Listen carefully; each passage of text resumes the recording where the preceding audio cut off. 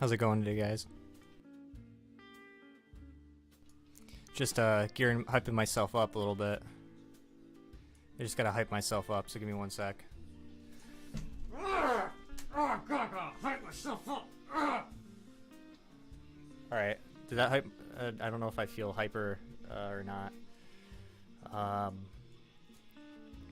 Yeah, so I'm just sort of chilling. How does I hope my microphone sounds alright.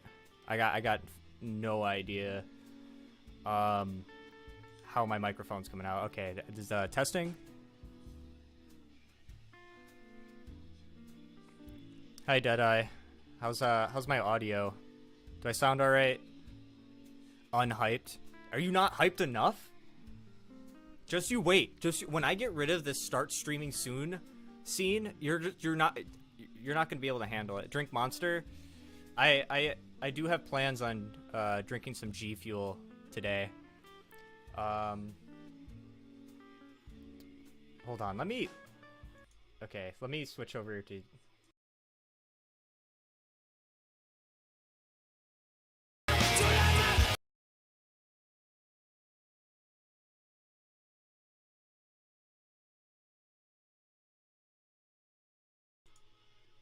Can you hear me now? Oh, sick.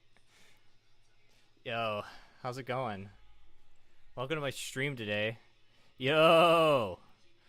Dude, what's up? It's like the good old lockdown days. Ramsey, shout out. Good to hear from you, man. I have a lot of surprises today for today's stream.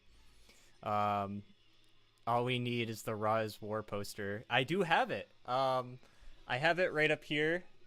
It's still a part of the Uncle Unbaited bedroom, but it's currently out of view. I got this new hipster mushroom poster right here. It's looking pretty good. Hold on, let me turn the music back on. Yeah. It's like in the chill vibe right now. Can you hear the SvR music in the background? I figure you guys probably do. Well, welcome to the stream, guys. I will about to be real with you guys for a second, but right now I want to gear myself up. So I prepared some G Fuel. I actually put some in a cup right here. I can't remember the flavor, dude. So, but I just know, do it. Deadeye's somewhat hyped now. That's honestly a rare one for him. Yo, legendary, thanks. You guys give me a purpose to do these live streams, so I'm happy to come back for this stream today, on this memorial stream. I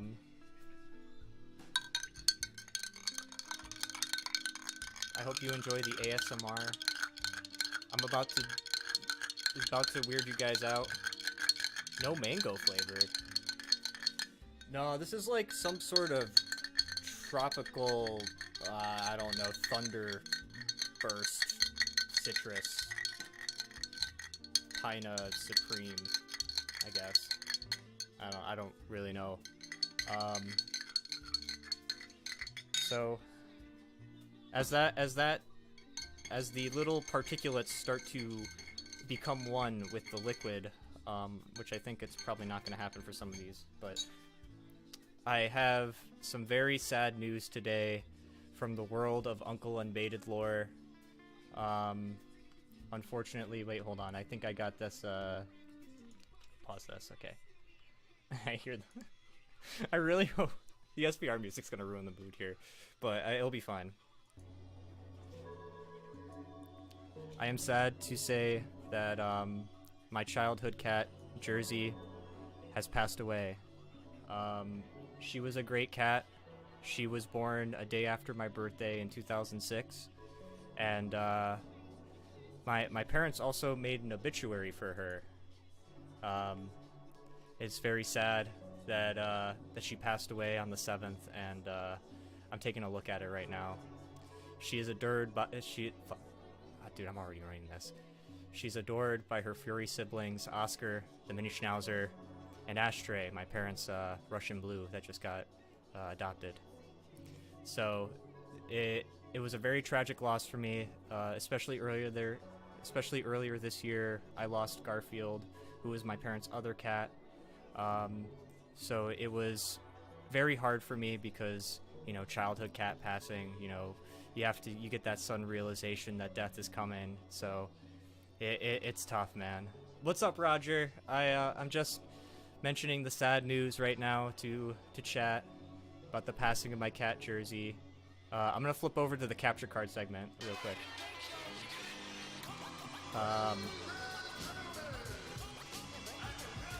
Let me mute that real quick. I'll turn that back on in a sec. You could probably hear it on my other mic, but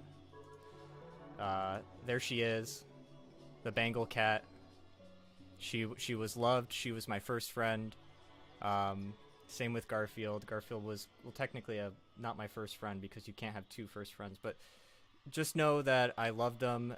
They were great cuddlers. They were great friends, and this stream is going to be an honor for them. So today I have an honorary stream. I appreciate the rip to the cats, and I appreciate Ramsey feeling sorry for me. This isn't a pity party though. This is supposed to be a stream of celebratory action. Mono's in chat. I appreciate Mono. Thanks for being here. That Silent Hill track just sort of ended, so let me just put on whatever that other royalty-free music was. Yeah. So this stream is in honor of Jersey the cat and Garfield both, as they were very well loved and appreciated in the family. And so in honor, the first honor that I have for Jersey is that I'm going to chug this G Fuel. Now I've had my fair share of G Fuel experiences, although I usually just prefer it. Jersey was 19, right? I think she was very close to it. I think she was 18. Her obituary says that she was 2006 to 2024. So I believe it was 18 years. So she lived a very long, happy life. She was a purebred Bengal. She was loved by many, and especially me. Here's another photo of her that I just dragged and dropped. You know, she was cute. This was before she became an elder god. If anyone who ever watched The Leftover Meatloaf would know. Ramsey asked, before we get to this chug of G Fuel as the first activity for the day, Ramsey asked, I have a serious question, and I want to know your thoughts on why the Benoit video did so well compared to the others. Hi, Little Pony, it's good to see you. Shout out. It's hard to say, Ramsey. The YouTube algorithm is such a complex thing, and you have to sort of remember that video views is not necessarily equal to quality. I think personally, it was just such a topic that was still relatively hot in the community, even outside of wrestling fans, that I think it just sort of took everyone's attention. But hey, man, it could have just been luck. I really don't know. I'm not a YouTube scientist. I'm just some weirdo who makes videos and hopes that people watch them. Roger says his cat's turning 2 years old today in August. I said today in August. I didn't mean to say that, but thank you, Roger, for sharing your news about your cat. I remember you sending pics once you got them, and I hope you to send photos in the Discord for later. Little Pony, you're just in time for the honorary Jersey G4 chug. I'm going to try my best in honor of Jersey, and I have a little plan today. So like after we do this, we're gonna switch over to SvR 2007, and we will take a dip into week 2. As I saw that we lost a viewer during the honorary G4 challenge. I just called it the G4 challenge. To that, this goes out to that one person who left and realized that he's not down to be surrounded by this much autism.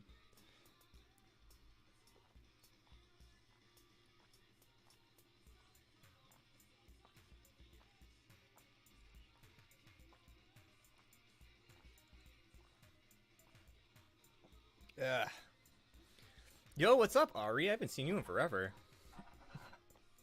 Nick Infante, 1992. What's up, dude? How you doing? I am not familiar with your username, so if you're new here, welcome. I'm a fucking weirdo. So that was the honorary G Fuel Chug. I definitely hold that one to heart in honor of Jersey. You know, she used to do G4 chugs back in the day. I used to slip a little bit of G Fuel in her water bowl, and that would. I'm lying. I don't know how far I could get through with that one, but no, that was just I'm just trolling. You know, we do a little bit of trolling here, but yeah, I'm as you guys can see, I have a donation challenge. If I reach $100 in contributions, which I don't think I will take on the cinnamon challenge this stream in honor of Jersey. Please do not donate that much money, because then I would have to do it. This is simply just here to sway people into potentially doing it, but not doing it. So don't do it.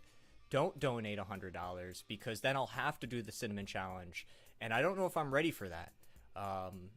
Let it be known that when I do the cinnamon challenge, if someone hypothetically pays enough money for it, I would moisten it a little bit in honor of my roommate who recommended me not to do the challenge, but I'm still going for it. Doing good. I've been a big fan of your channel since the Bam Margera CKY documentary. That's awesome, dude. I'm hoping to see more people who are fans of the Bam series to come and say hi. It's definitely a topic I'm very passionate about, so if you guys want to talk about it, feel free, because I've literally spent so much time on that. I have another part in that coming soon. This track sucks. Let's do this. Let's shuffle it. Yeah, Oni OST. Yeah, I'm right now working on the next episode for the BAM project. I believe it's going to be covering Viva La Bam Season 1. Gonna be talking a little bit about Wild Boys. Gonna dip into some Steve-O lore. I'm currently working with my fellow bro and partner, Kobe Sucks. Yes, we're married now. Kobe Sucks, if you guys don't know who Kobe Sucks is, he is one of my creative partners in YouTube. I've done a few collabs with him in his Jackass Ice Curd video, and I just recently did a little bit of a cameo in his push-up challenge video. So, oh my god, Ari just donated $5. Jesus Christ. Okay, I gotta keep track of this. Ari with the $5 coming in saying do it. That's dude, we are literally so close. We are $95 away from me literally like torturing myself and doing something I've never done before. So like, let it be known, guys, that this is getting a little scary. This is getting pretty scary. So, if this is your first time viewing my live streams, a lot of it I do play SvR, but I'm gonna focus on in between matches doing some fun little things for you guys. So stay tuned. Have it on in the background. You could even mute me if I'm too annoying, but let it be known that now we are $5 in, and there's no going back. This is no going back right here. Mono saying no joke. Let me switch over to the capture card. Unfortunately, we have to be reminded of what we're here for, and that is the loss of Jersey. Jersey, I will miss you. I'm going to try my best to be more awkward than sad, because I either go in either directions when it comes to handling emotion. That clip noise was not Windows. That was just a sound file that I don't know if you can hear. Dude, I haven't played SvR in a fat minute. Dude, I'm gonna be honest. I haven't played SvR since we last streamed. It's been quite some time. Let me turn off the background music, and I'm gonna switch over to the classic licensed soundtrack that's going to get me taken off of YouTube. So like, just let it be known. No, usually they don't. Have you heard of the SvR Anthology? Deadeye just donated $20 and is telling me to do it. guys, this is not funny. This is not funny, guys. I'm not telling you guys to donate. I'm not telling you, because, like, we're $75 away from this, and I don't even know if I'm ready for this. So, like, you guys need to relax with these donations, okay? Oh my god. Yeah. But yeah, I haven't played it in a fat minute.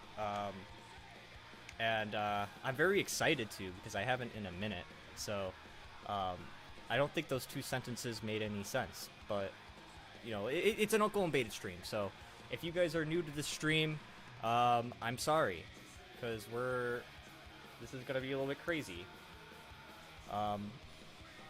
We are now, should I actually, like, update this donation goal?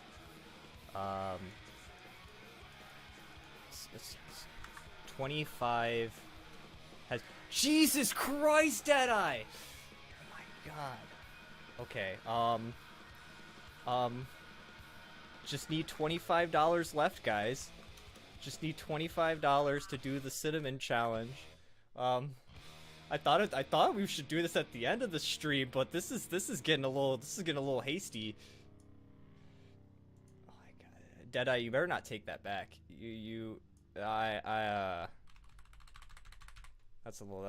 Whoa, that's crazy. All right, well, before we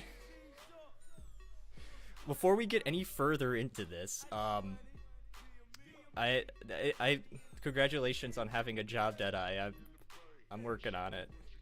I'm just kidding. I love you, man, for donating for this. The ADHD took over. I get it. I understand. But can we at least get a warm up? Oh my god. Now there's 20 left. There's $20 left for this challenge. Oh my god. Alright, guys. You guys are getting a little crazy. It's getting a little crazy now.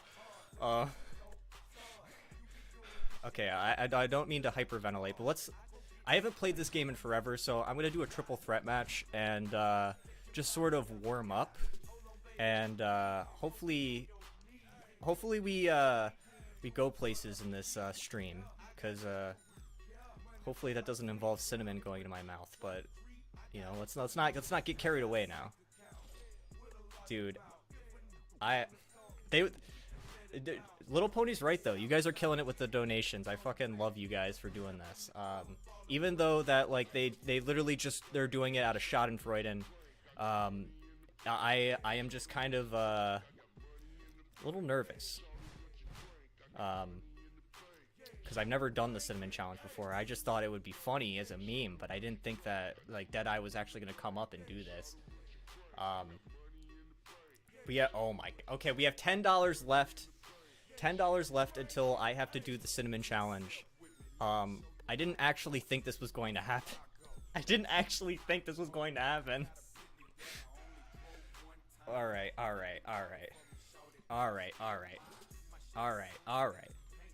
Let's just jump into some SvR before we get a little too hasty, guys.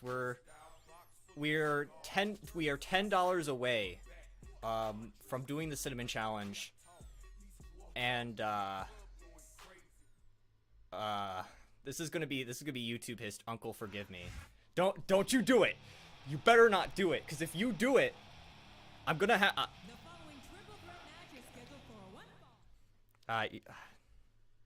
this is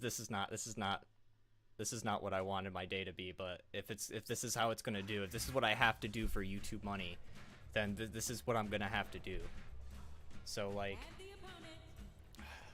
$10. We're just $10 away, guys, until I do the cinnamon challenge. Hopefully you guys just relax. I still haven't even eaten the avocado yet. I still haven't even shaven yet. And, like, I'm gonna have to do this entire stream with a mouthful of cinnamon if someone donates $10 more. It's not e-begging. This is a goal. This is in honor of Jersey, the cat who passed away. Fuck you guys so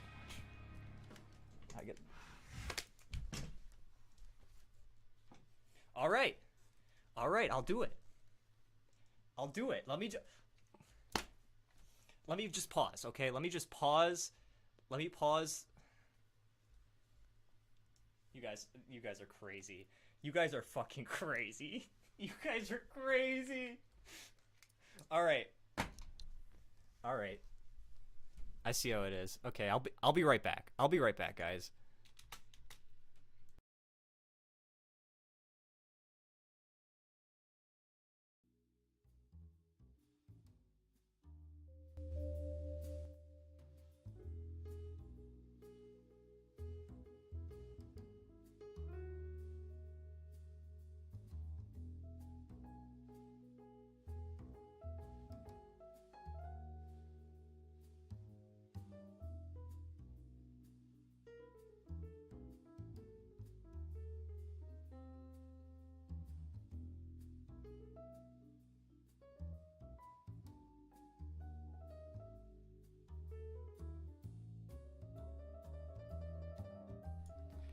I cannot believe you guys really really is doing this to me. Dude, it's like we're 20 minutes into the stream and now we're already gonna have to do this. So I've never done this before, but what was recommended through me, the two people that left, you're missing out on the ground cinnamon challenge. I'm not gonna kill myself with these things. I have to be really aware that this can, if I inhale this into my lungs, it will do damage. Which sounds kind of cool. So I think the only fair way for me to do this is to put a little bit of water down first onto the cinnamon. So we're gonna do this.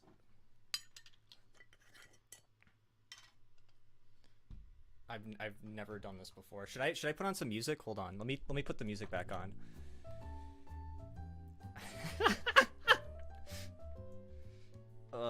Keep a drink. I have a drink on deck, Ramsey. This is the honorary. You could tell I'm kind of nervous about this. All right. So they recommended to do a tiny bit of water down.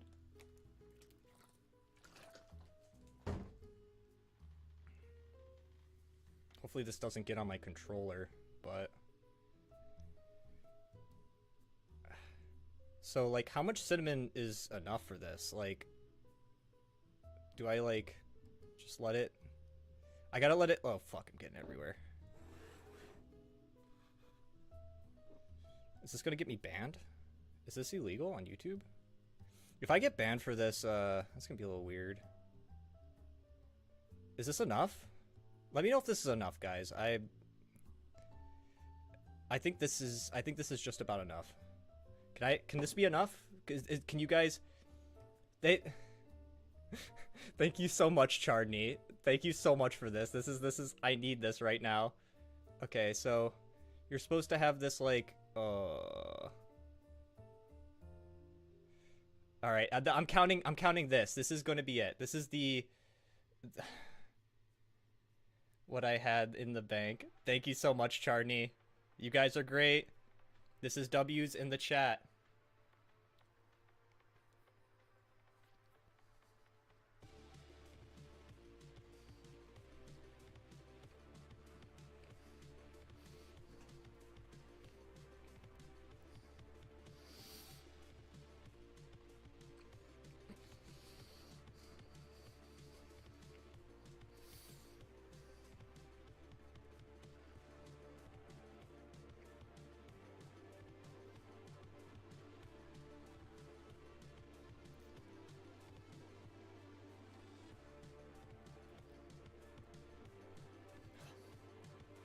Ah! Yes, I have a drink next to me. Ah. Spoon. Why do people do this? Yeah.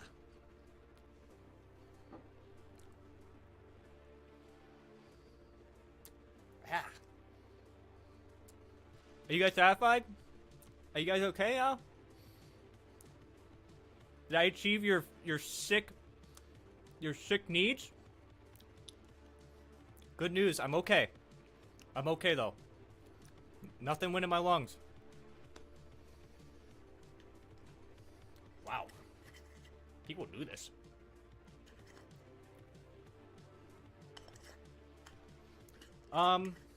It tastes a little bitter. That was the smoothest.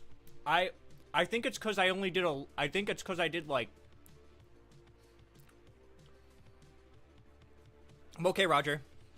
Thanks, Ari, for the $2. Massive W. I appreciate it. I think what made it so smooth was that I added a little bit of water and just didn't do it dry.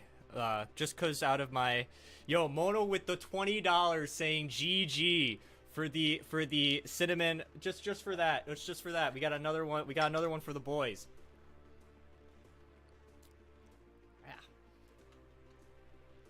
Yeah. Yeah. It tastes it just tastes bitter. It tastes bitter, a little peppery, warm, but it's not too bad. I don't know which cinnamon this is. I think this, I don't know if this is cinnamon A or cinnamon B.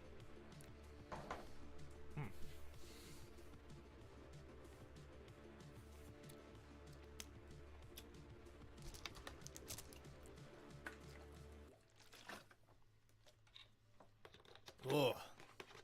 Now let's hope you guys are here for next week when I do the flour challenge, and instead it will be a food review. Giving it a nice review of cinnamon. It's kind of, it's a little warm and tingly. I think like my tongue is going a little numb. If I vomit, I guess I'll just switch it quickly to the "we will be right back." So if you guys notice that, I guess that will be it. But yeah, the secret is just trying not to taste anything. But I'm definitely feeling it, but that was crazy. So yeah, guys, that was the, I didn't think that we did it, but let me upgrade this donation goal. Donation challenge achieved. You guys are great. And now that we had all the funding we need, we're gonna make this a fucking damn good show. So this first game, this is gonna be a triple threat match between Kane, Umaga, and I think I'm Batista. Are we back for good? I am currently in between jobs right now, so as far as we go, I am going to stream every Wednesday, or at least try to, and see if I can get myself back into the groove. I want to do weird things for you. I want to make some content for you guys, and I think this is where we're going to be at today, or at least going forward in 2024. You better believe I'm here next week. Yo, fuck yeah to that, Ari. A lot of these, I want these streams to be more than just me playing video games, and hopefully in the future we can make that happen for you guys. That was kind of crazy. Okay, I'm gonna mute this and keep the capture card on. How's the capture card volume? Is this good? Can you hear the game? I can't guarantee I'm gonna be good at these games because I don't play video games. I usually just spend my time. Bus Vlogger! Dude, Bus Vlogger, you have to go back into this stream and see me do the cinnamon challenge. You are in for a treat, as I consumed a bunch of cinnamon just now, and I'm going to keep the stream up for you guys too. I'm going to be really cool about it, and you know, I just appreciate you guys, you know, donating and just showing your support, like, more than just monetarily, and it means a lot to me, and Jersey will remember this stream, hopefully. Although I don't know how that works, but we'll figure that out. It's not about that. It's about being in honor of your lost pets. Been 3 years, you know, Uncle. That's how crazy time flies. Oh, Roger, don't even make me go down that route. I've had so many like thought loops about how quick time comes and goes. You know, like I'm getting closer to 30 now, man, and I just remember when I just turned 20, moved out of my parents' house, and you know, just started working full time to just like, you know, live a life, I guess. But man, it's crazy. But yeah, I'm happy to know you guys for 3 years since I started streaming back in the pandemic days. So I hope this stream is like a throwback for you guys. I've been gearing up for the stream all day, so hopefully we can make you feel like it's worth it. But stay tuned. We still have more planned for today, and that cinnamon challenge really was something. All right, so far I'm getting. Come on, let's go. Oh, you. I didn't like it. I didn't like that, guys. I didn't like how Umaga just denied me all pleasure in my life. I just wanted the neurotransmitters of putting that Batista bomb on the Samoan bulldozer.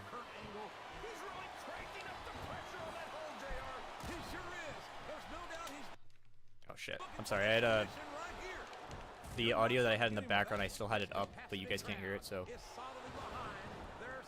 Oh man. If you guys hear that CM Punk is back, isn't that kind of crazy?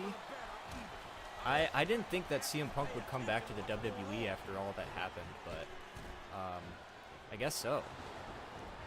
I guess since I'm trying to go on to the topic of wrestling, are you guys aware that I am working on a new wrestling project for the channel that I'm hoping to get out soon? Probably before the next BAM episode, but I'm trying to focus on getting some more content out that isn't Jackass Bam Margera related. So stay tuned for a video on New Jack. Special shout out to Deadeye for helping me with the sources of the New Jack video. I'm personally very excited to do a video on New Jack, even though I'll pretty much be covering just a lot of the stuff that people already know about him. And I know a lot of people out there have been constantly waiting for me to make a new wrestling video. And so, yeah. I also have just finished, I just got my New Jack Kino. What does Kino mean, actually? New Jack, the guy that was on the Dark Side of the Ring episode who went against Gypsy Joe, who was part of the, what was the big thing that happened to him? I'm drawing a blank naturally, of course. Here, give me one sec, guys. You know, I have the script open right here, actually. So yeah, I talk about New Jack versus Vic Grimes, New Jack versus Gypsy Joe. I talk about the, what was it? It was the mass transit incident. That's what it was. Yeah, I will be talking about the mass transit incident that happened, which is kind of very interesting. I remember, I think you were streaming SvR 2006, and it was a Money in the Bank match. That's how I found you. I remember I was bored on YouTube and came across your stream. I do remember that, actually. I remember playing the Money in the Bank ladder match. Wasn't that the one that took forever? How does this game look so good, man? For some reason, something about, like, I guess, like, the brightness of the hue and saturation just mixed with the Xbox graphics. I won. Look at that. Super excited. I knew New Jack too. Truly, like, there are endless things to say about this man. I agree. And, you know, Deadeye and I have had quite a few conversations on New Jack and how we perceive him, because he is relatively a narcissist in, like, at its core, as far as the way that he projected himself in the ring. But, like, also there's people who've mentioned that he was actually a really sweet, down-to-earth guy. He just had a lot of problems, and yeah, no, that Money in the Bank did take forever. That was like 35 minutes, and I was like, all right, after this I'm ending the stream, guys, but I guess not. So Kino is high art, but by the way, it's pronounced Kino. Okay, so like Kino der Toten, kind of. That makes sense. I'm learning more terminology, and I appreciate it.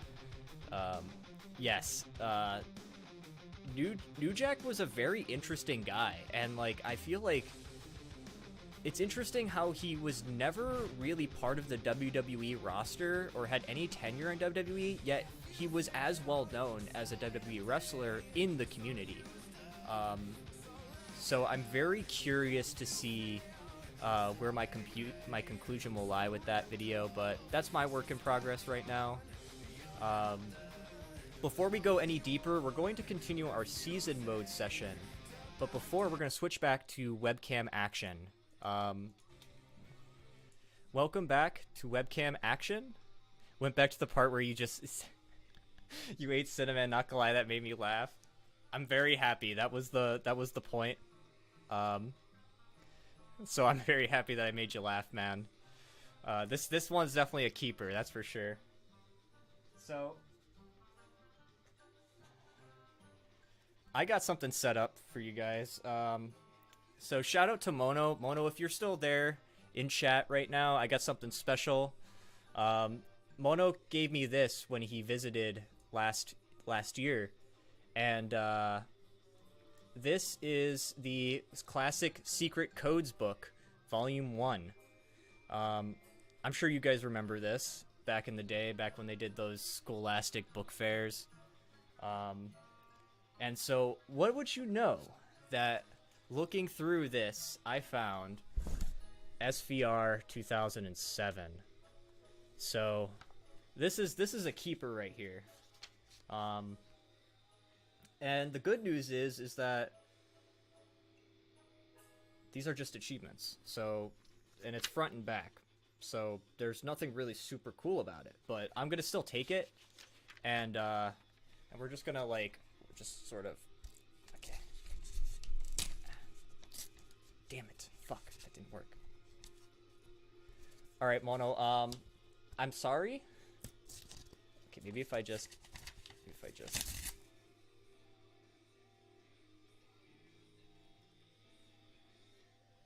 Maybe that's enough of this bit.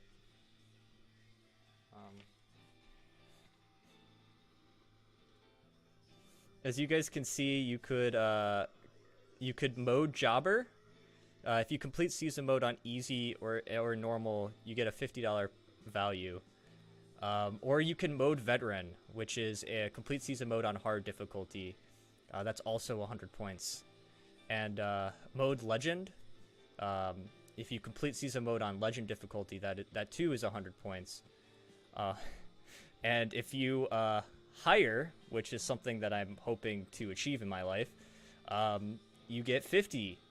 If you get of the year, you win the General Manager of the Year award.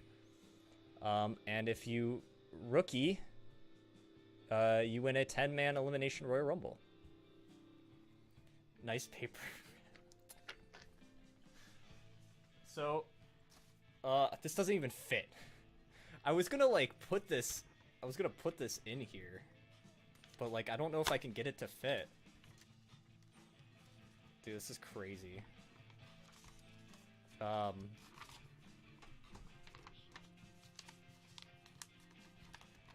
what if I just like put it in here like this? Yeah. Yeah, now you'll never forget. I think I made some people cringe, so they just left. These point values are a little it's a little stingy. Yeah. You remember Microsoft points? I remember those days, dude. I did a Halo Reach stream a really long time ago. Not a stream. I'm sorry. I did a Halo Reach tournament back in like years and years ago. And I gave out like 1,600 Microsoft points for it. It was pretty funny. And that was like an all-day thing. And the ironic part was that Mono won. So like he's here today for that. See you in a bit, little pony. I'll miss you, man. So that was one of the things I had planned for this. So let's just jump back into season mode and see where we can go from here. I won. Yeah, you did. All right. So Where did we leave off back in season mode? I cannot tell you any of you guys. I have no idea. I have a bunch of old school WWE magazines I just got for Christmas from a friend of mine. Oh, sick, dude. What years are the magazines? Because I have a few of them myself. I have some from 2008. One of them that I showed off in the now deceased Mankind video. I'm just gonna begin the week, so I'm playing Batman Arkham Origins since I already 100% in Arkham City. Deadeye's been on it. Oh, hold up, guys. What do you want, Taker? Save your hostility for the ring, Benoit. I came to tell you that I look forward to laying our differences to rest at No Mercy. Aren't you forgetting about somebody? We'll tear them apart. He is a distraction. This began between the two of us, and by all rights, it should end between the two of us. I hope you're not suggesting that we form some kind of alliance. Because I don't care which one of you I have to force to tap out tonight. I'm not suggesting anything of the kind. I've said all I came to say.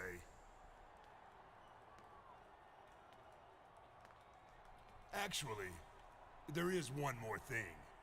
I hope you have no illusions that you will make me submit tonight. Dude, we gotta change that. We gotta make this man submit. Yo, okay, Undertaker, that's not cool because management's gotta fix all that. Like, that's ridiculous.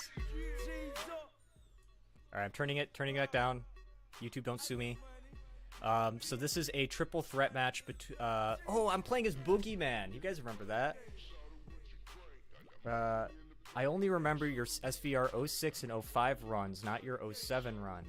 Yeah, I never did a distinct 07 run, and the only 07 run I did was on PlayStation 2. So this is the first PlayStation 3 version.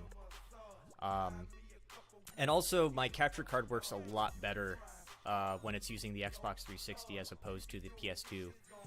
W Taker, you guys think Taker's gonna win? Fire cutscenes, 2K24 could never? I think like 2006, 2009, I sent the pictures later in the Discord. Aw, sick. I will check them out once I'm all set. Dang, Boogeyman, it was always that one weird gimmick. Dude, 8 worms, man. Like, I feel like one of these streams I should just like come out with a bag of like crickets or maggots or something and just eat it for you guys. The Undertaker canonically has so many powers. Dude, I honestly am scared. I feel like Undertaker would like put a hex on Boogeyman and just control Boogeyman for the rest of his life. Because sometimes I feel like that's happened to me before. You know, like I sometimes feel like I'm like walking around and then I see a flash of Undertaker and then next thing you know I black out and I wake up in like some weird part of Arizona. I don't really understand that.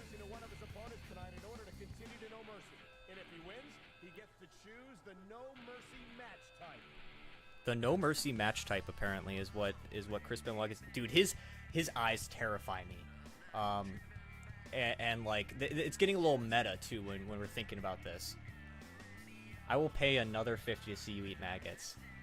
Well, we'll see if I can get some. I can probably get some. Boogeyman and Taker should have been like a voodoo zombie tag team. Dude, for real though, that would have been so sick. It's healthy for you. Yeah, dude, same with crickets. I found out that like cricket protein powder is just as efficient as whey protein powder when it comes to building up muscle. So I might actually like consider that. I guess like insects are just a stronger source of protein. But you know, I can't believe it, you know. It's pretty crazy. Why do I keep doing that? Bro, remember the time when Kane said he buried Undertaker, then later he started haunting him even when Undertaker was walking up those ramps? It started raining and I was confused. I'm trying to remember that exact moment, but that definitely seems like something that happened. I was also... Do you remember the Kane arc that he had with Lita and Matt? How there was like a love triangle and Kane had like Lita's child? That was kind of weird. Bogey is a type of demon, and the Undertaker still has more powers than him. That's because the Undertaker is a multifaceted creature. There's not much that limits Undertaker as far as his power-wise.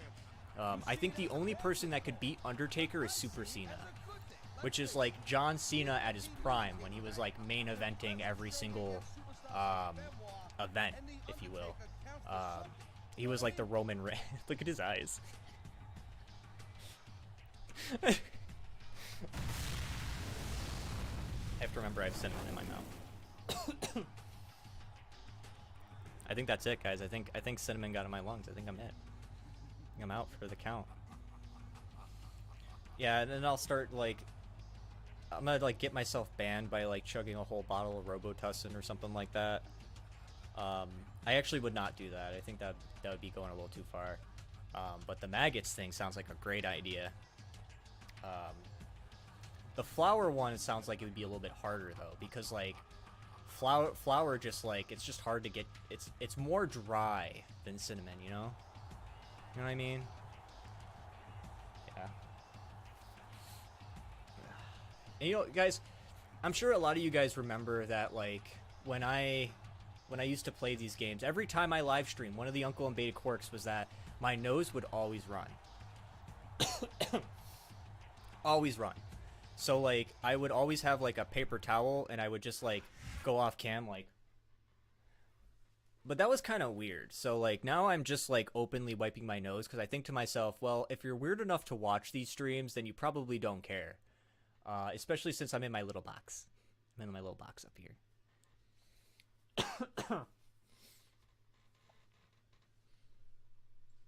Oh, man. So, yeah, that was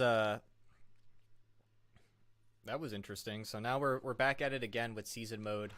Good evening, and welcome to Los Angeles. And I mean, I just played a triple threat match. I can't remember Boogeyman's moveset, but we'll sort of see. We'll see what we can do. I'm just gonna push buttons. Listen here. Oh, you would have thought, Taker. Dude, I feel. Yo, Benoit. Let's focus on the men. Let's focus on Undertaker. Come on. Oh, I got him. Oh, okay. I tried to get a run attack.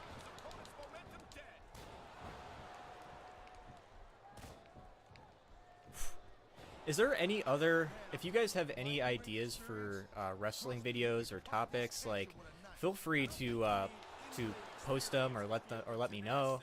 I'm looking for more video ideas, even outside the realm of video games. You know, I do also music projects, like I did the Puddle of Mud video, the Woodstock 99 video, and of course I do my Bam Margera stuff, which I'm pretty much determined to review everything that Bam has done in his career. So right now we're making a lot of progress in that, but it's about to get a whole lot busier. Come on, let go of me! Dead ass. Okay, I got him. So, yeah, if everything's fine with the audio, you know how it goes. Just let me know. I have my TV on, my TV noise, so my mic could be picking up a little bit of it. If that's a little disorienting, I can turn that down. I really don't mind. But I guess, like, as this match goes, I'm just sort of gonna ramble and see where we go. You know, I'm the boogeyman. I'm gonna get you. Yeah, I do too. All right, Benoit, look, you got a little bit overzealous there with what I allowed you to do. Come on, let's go. I could probably do more cinnamon. It kind of tires me out though. Like doing that spoonful of cinnamon kind of like took a lot out of me. I don't know why. But the good news is we still have the Honorary Jersey G Fuel in my system, keeping me powered. I'm ready to take on the world with my G4 capabilities. Oh, damn. I'm just gonna call G Fuel G4 because my brain works really different. Trying to think, what's Boogeyman's signature? Is that a... Is it this? Okay. I love these animations.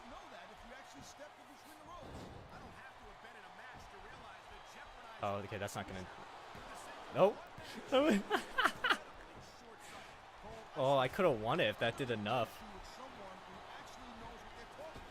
Chris Benoit's already down. I'm doing a lot better than I thought I would. I haven't played this game in forever. Listen here, buddy.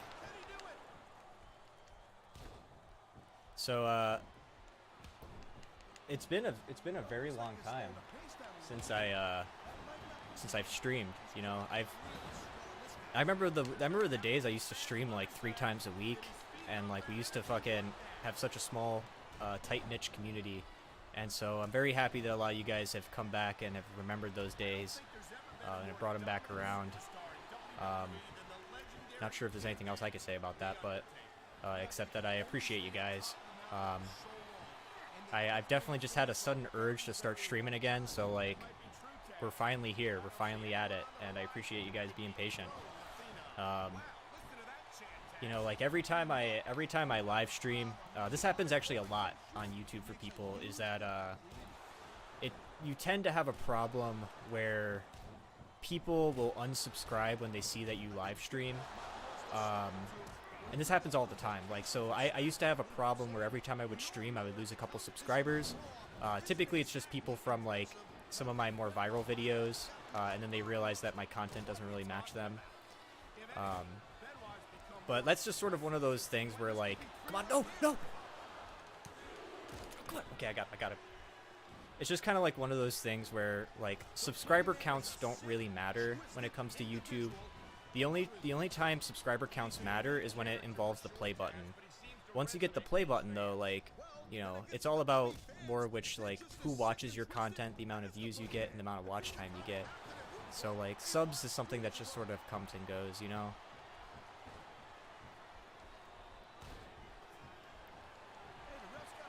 Try and take a little bit of a pause. No, don't tap out. Right? Listen here, buddy.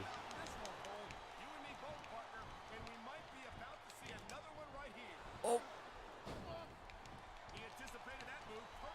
Come on, get up.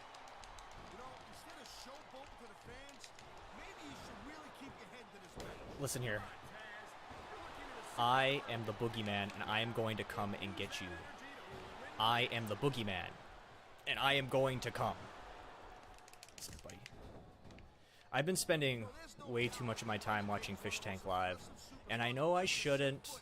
I know that, like, anything made by Sam Hyde is very sus, but I just can't help myself. It's just very interesting of a show.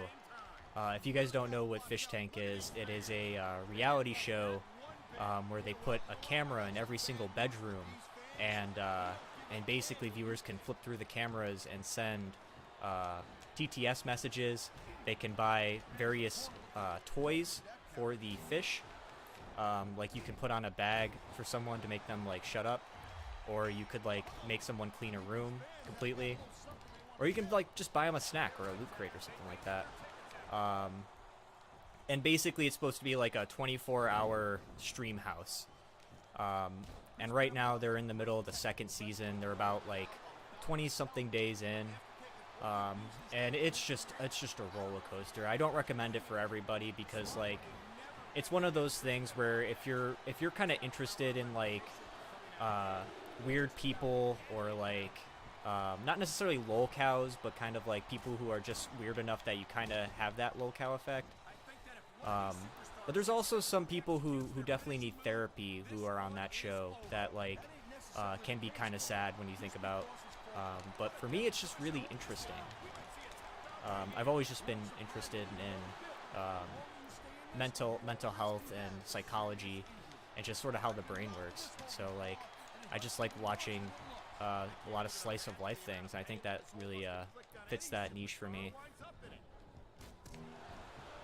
But yeah, apparently Sam Hyde's also coming to the city, so like, I might go see him with a group of friends.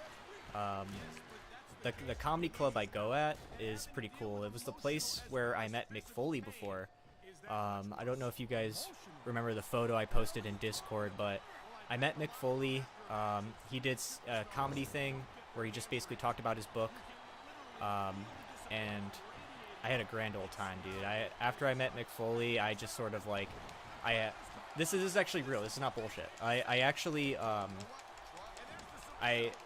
looked Mick Foley in the eyes and I said, I hope one day I can influence people as the way that you influenced me. And like, Mick Foley's a softie. He's an emotional guy. So he just sort of, no. Okay, we're good. I'm sorry. I didn't mean, I got a little carried away there. But, you know, like, I love that man. He was such a good guy. I remember, like, having that heart-to-heart moment just made me tear up in the car on my way home that night. Such a good time.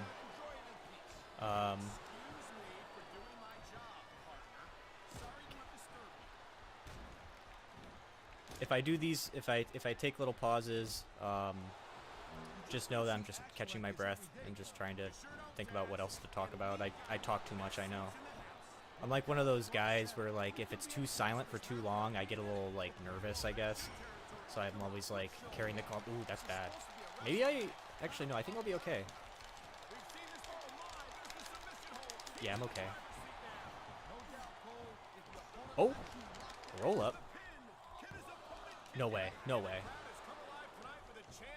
This is gonna be a little difficult. This is not gonna be like the last triple threat match we played, where, like, you know, both enemies just conveniently were on the ground. I think this one's gonna have to take a lot more strategy. So I'm gonna have to wait. Maybe I could do like a submission.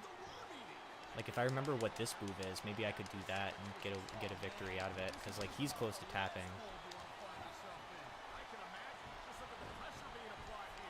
Okay, come on, buddy.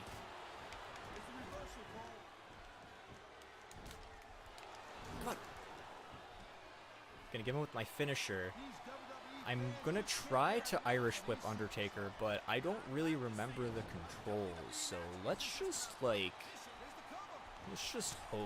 I guess. Oh. It didn't even matter. It didn't even matter, guys. Come on, get up, Bogey.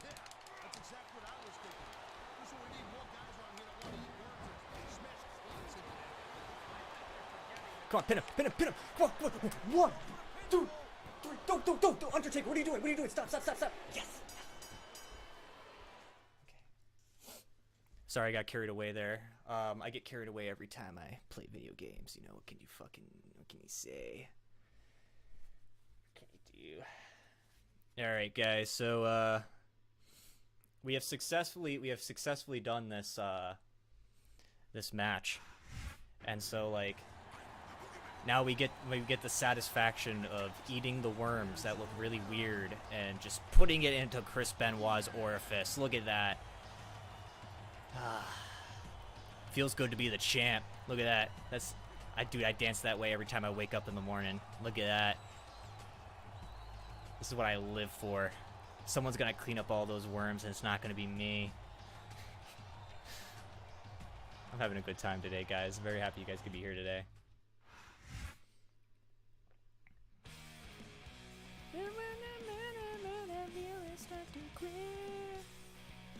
Feel your face so sweet. I'm not afraid anymore. Forgive me. Dude, this is sick. Alright, now every match we're gonna be having an interloop like this. And you could probably hear this. Benoit enjoying that treat. Let's see. Oh, I just got a bunch of text messages that just came up. My chat just got updated.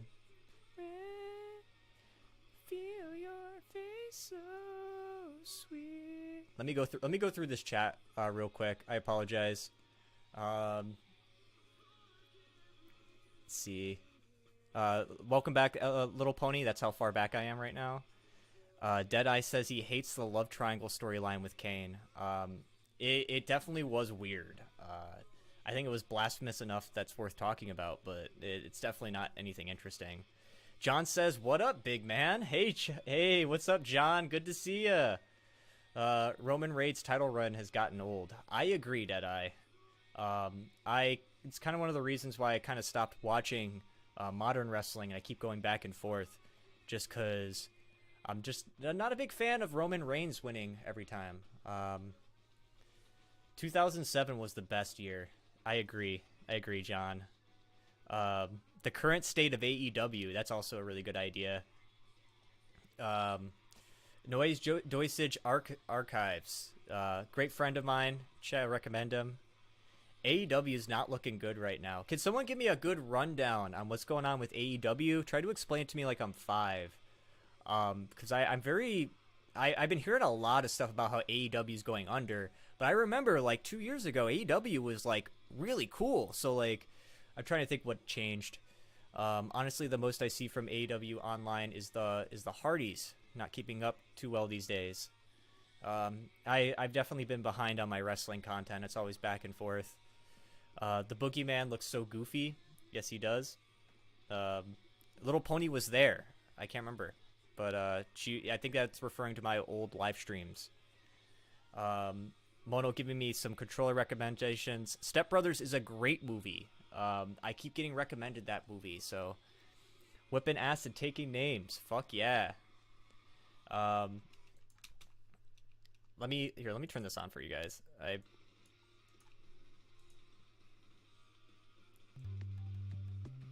Yeah.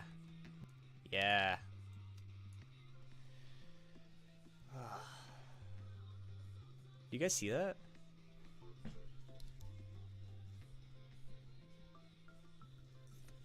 I gotta shave. Hold up.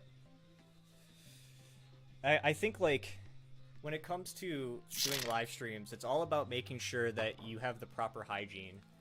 So like, make sure that you have everything you need. The AEW honeymoon phase is over, so any problems that were presented are being acknowledged or disregarded. That makes sense.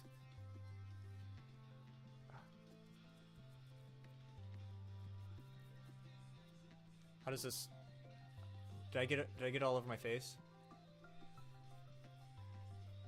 It's a little bit on my hair, but I brought paper towels, so I think I'll be fine. It's kind of important to remember to shave properly. You know? Fuck. I actually have terrible hand-eye coordination.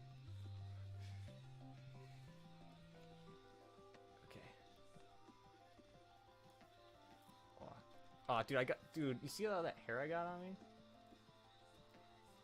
Yeah.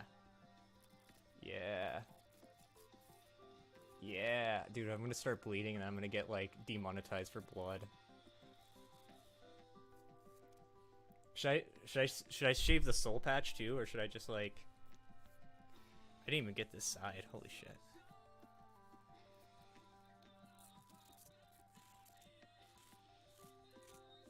Chris Jericho had a Christmas meltdown.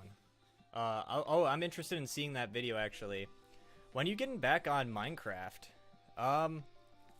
When do you want me on Minecraft? I do enjoy some Minecraft, to be honest. I always just thought that, like, my streaming Minecraft just never really, like, appealed to me. You know? How do I look? Am I missing anything, guys?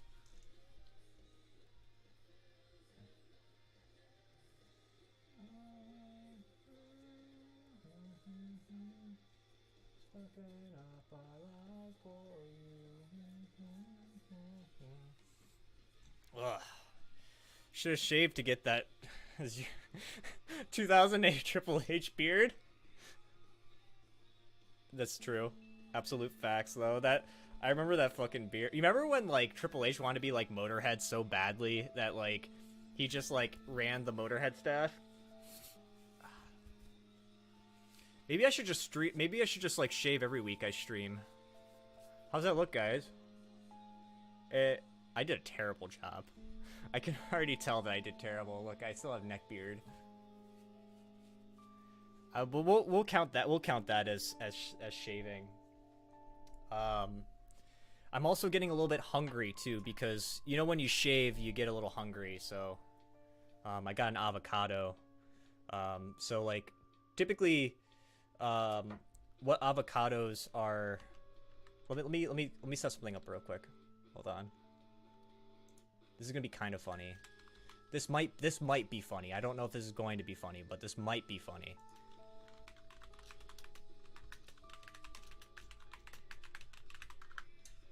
Alright, so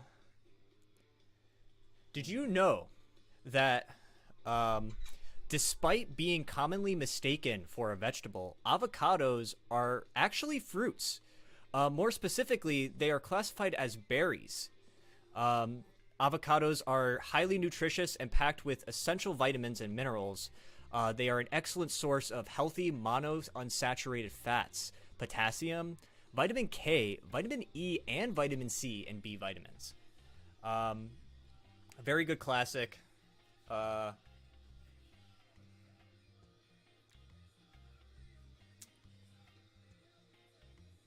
think I got a hair in my mouth. It kind of tastes like shaving cream. But, you know, it's all about busting out the avocado during when you need them. Because you have to understand that the majority of the fat that's in avocados is oleic acid. It's a monounsaturated fat that is considered to be heart healthy. It's supposed to be considered good for your heart.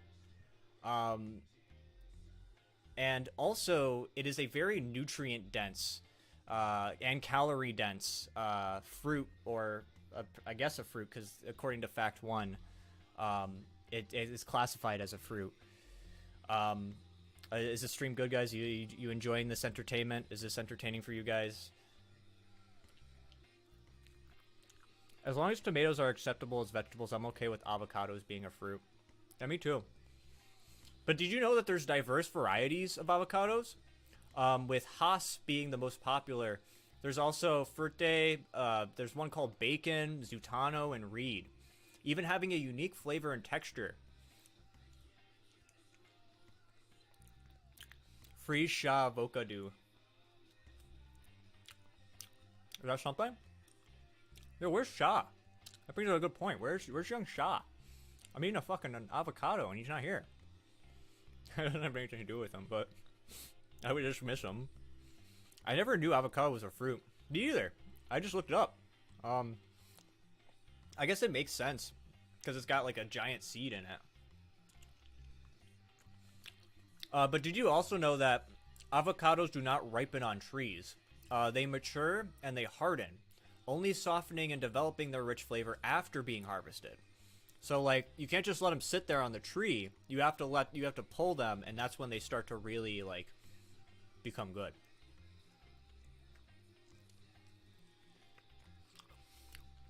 It's very important to make sure you go deep into the avocado, because like it's very important.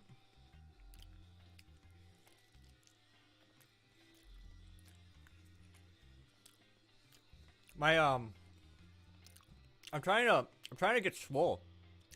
I'm trying to get an alt girlfriend, so like I'm hoping that if I eat enough avocados, I'll like find a Tumblr girl.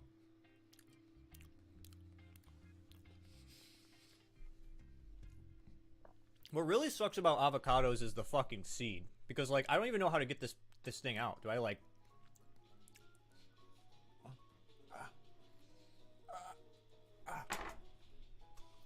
fuck. Okay, that's not working. I gotta put them in a paper bag and leave them on top of the fridge.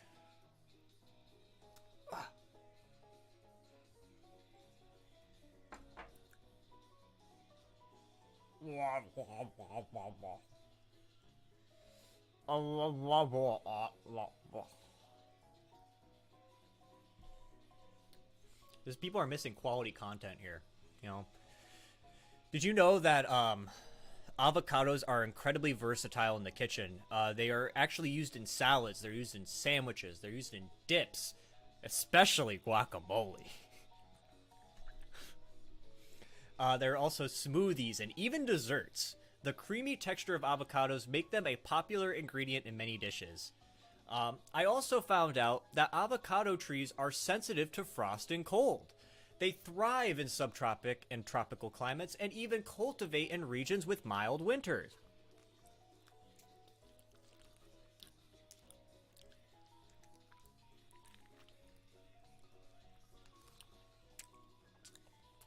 Avocados is believed to have originated in south central Mexico around 7,000 to 5,000 BC. It was virtually cultivated by indigenous peoples of Mesopotamia.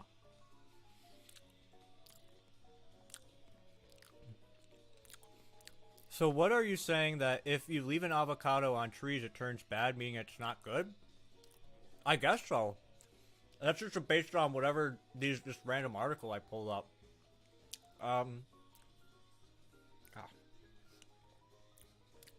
They taste good. I'm actually enjoying this right now. Guacamole ninja. Oh.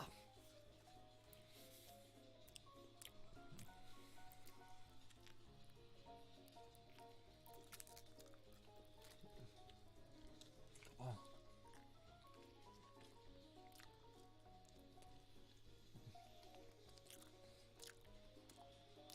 Why do people not want to watch this? What? Am I just fucking weird? Am I just fucking disgusting? Oh. I'm gonna have to fucking clean my room after this. Fucking.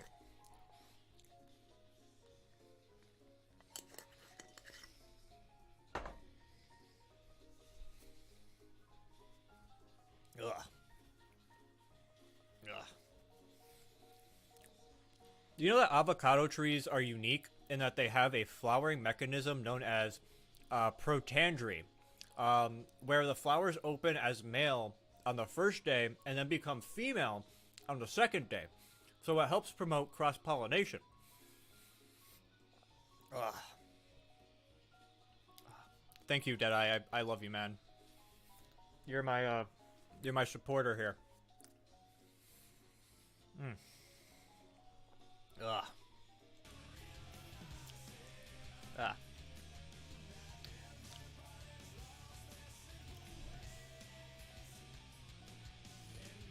I can't believe that. All right, we're back. We're back at it again. We're in the locker room after all this that happened. I have the taste of avocado in my mouth. Better than the taste of shaving cream, though. Slight taste of cinnamon, too.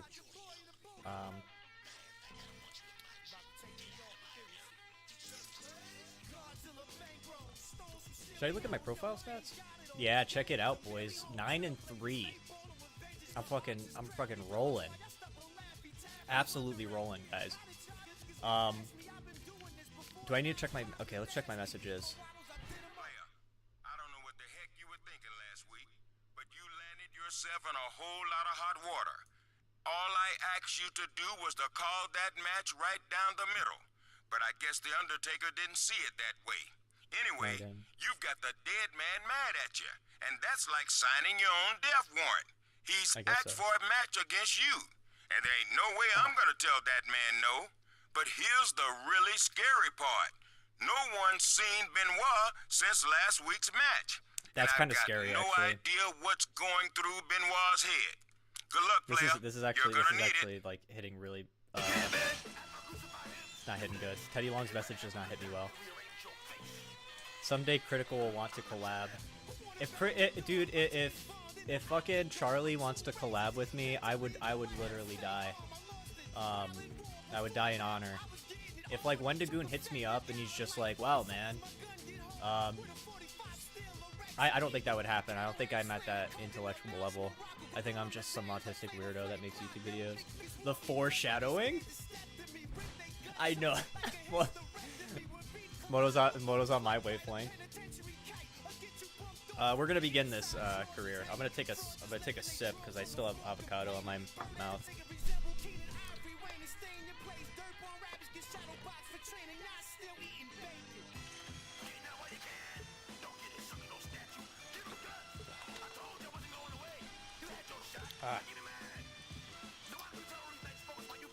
I would find that as an honor to play GTA 5 online. With Nova.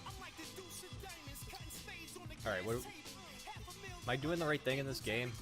I completely got distracted. Yeah, forgive me. Alright, this next one, this is the match, guys. We're going places right here at No Mercy. We're gonna show Undertaker that he's not the only dead bastard out there. He is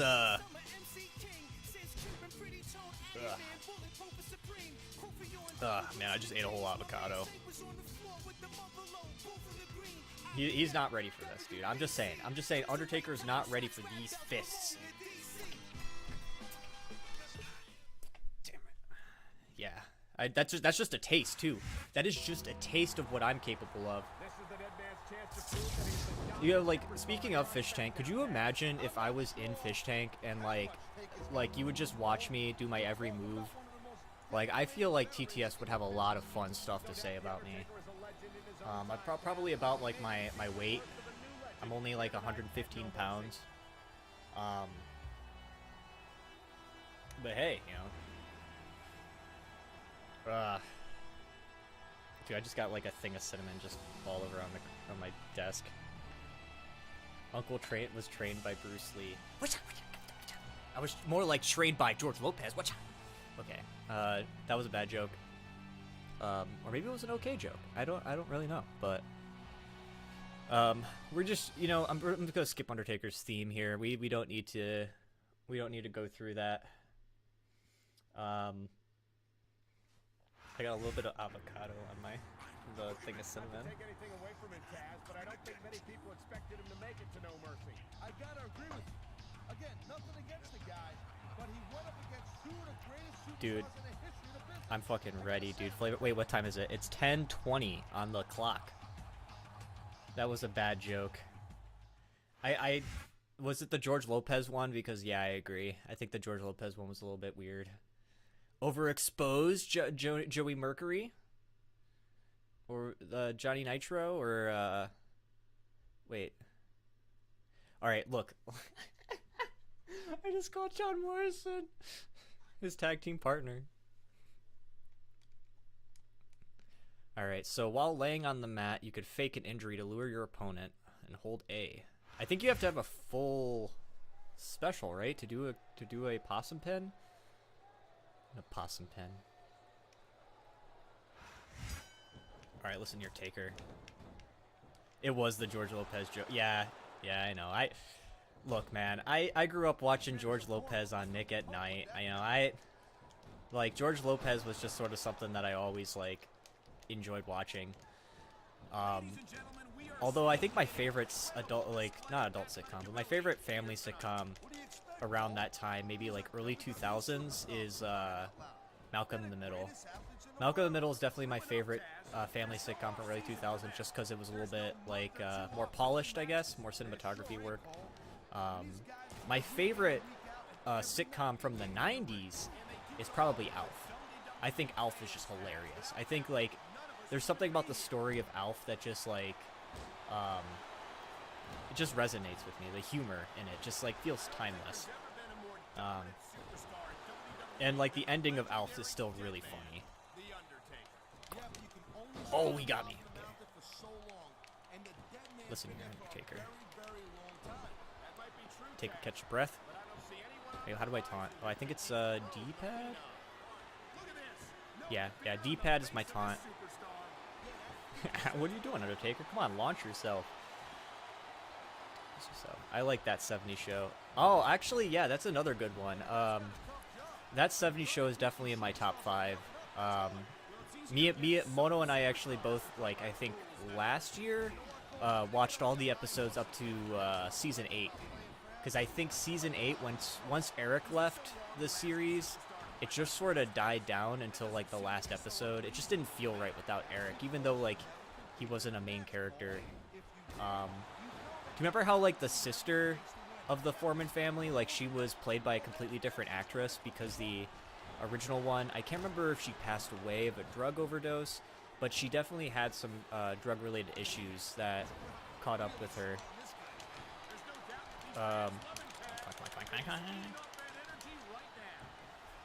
But yeah, that 70 show is really up there. I was a big Fez fan.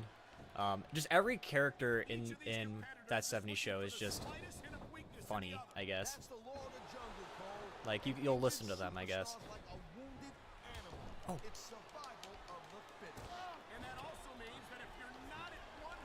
Oh, I missed. I literally had my finger over L2.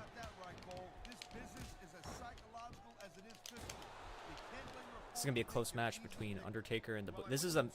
I think this match actually happened, too. I think this was a legit match that happened in, like, 08. Oh, I got him. Yeah, buddy.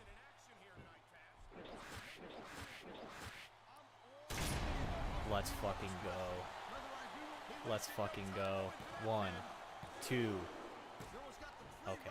I figured that was gonna happen. Yo, ref, what the fuck was that, though? What the fuck was that, ref? You should have been faster. Make it 1.5 next time.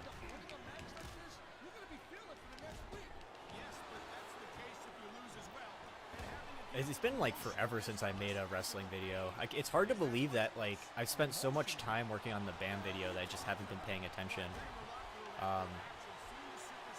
You know, also my my pizza at McDonald's video, I spent like 6 months working on that. Yo, is that Taker Under? I remember you. What's up, dude? It's good to see you, man. Welcome back. I'm happy that you were able to catch the stream today.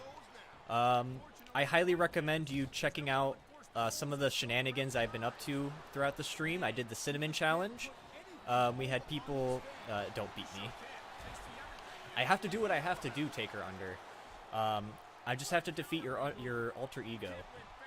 But yeah, we donated, successfully had the Cinnamon Challenge. It's going to have consequences.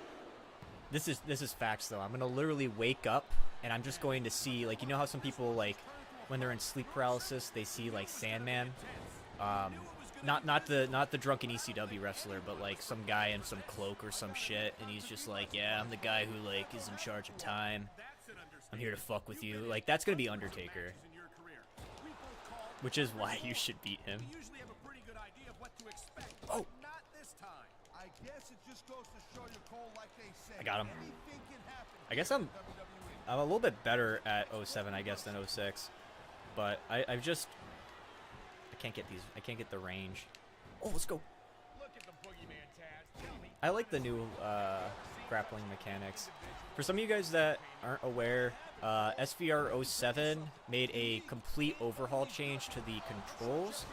So instead of using circle for grapple, you use the analog stick, the right analog stick. Oh.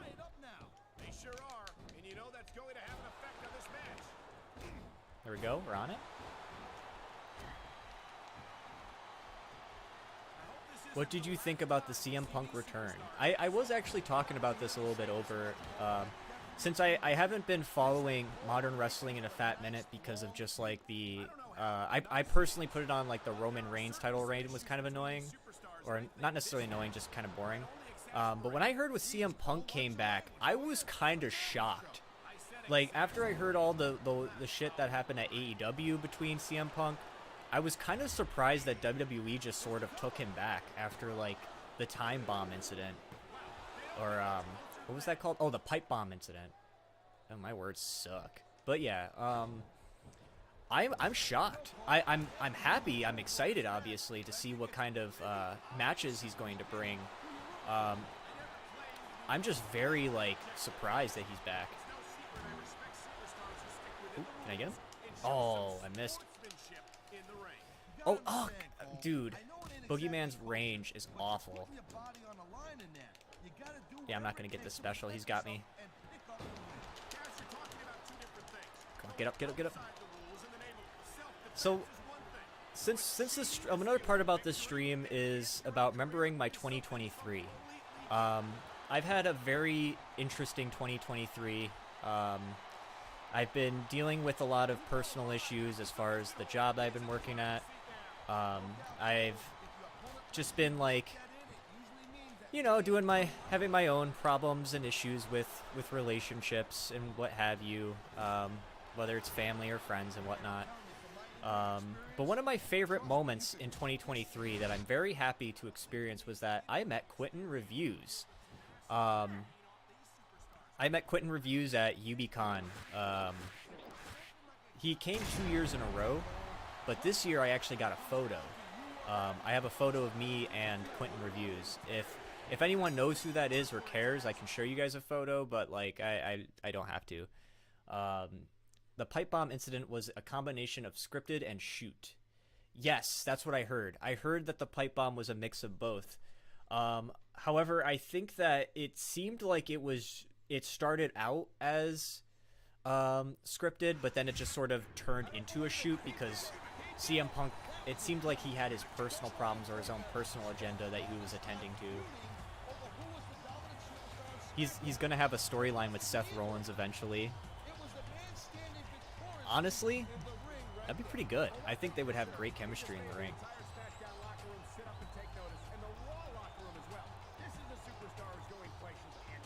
We successfully beat The Undertaker. Oh, wow. What rewards do you think we'll get for that?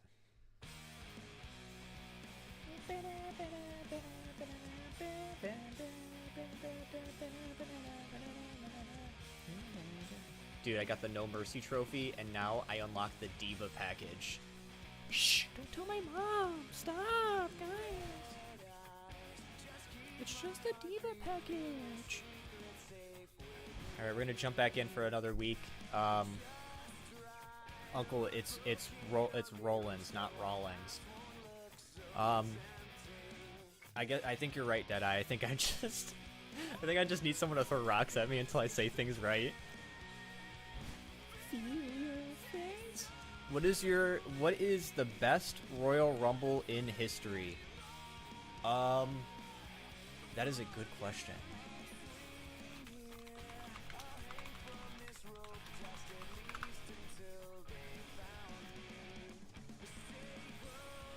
I wouldn't say 2000. I'm looking a list right now to see which ones I would like the most.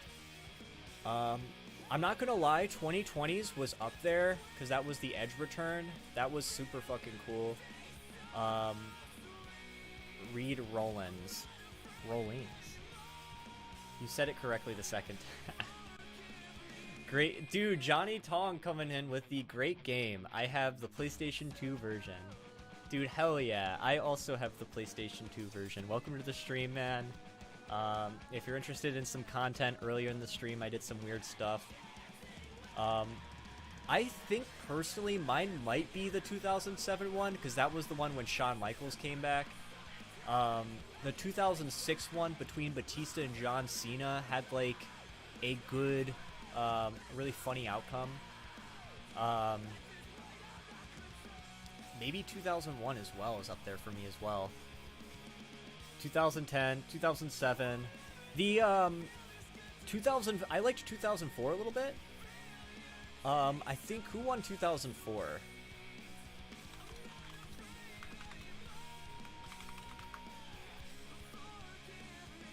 Yeah, 2004 was the Chris Benoit Rumble. That one's up there for me too because that was the one where Benoit basically started from 1.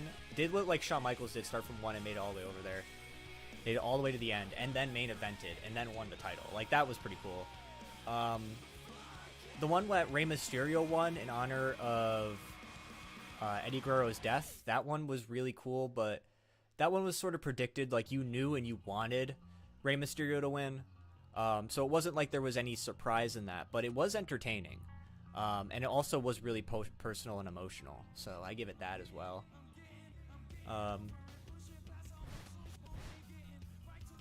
All right, we're jumping into the week.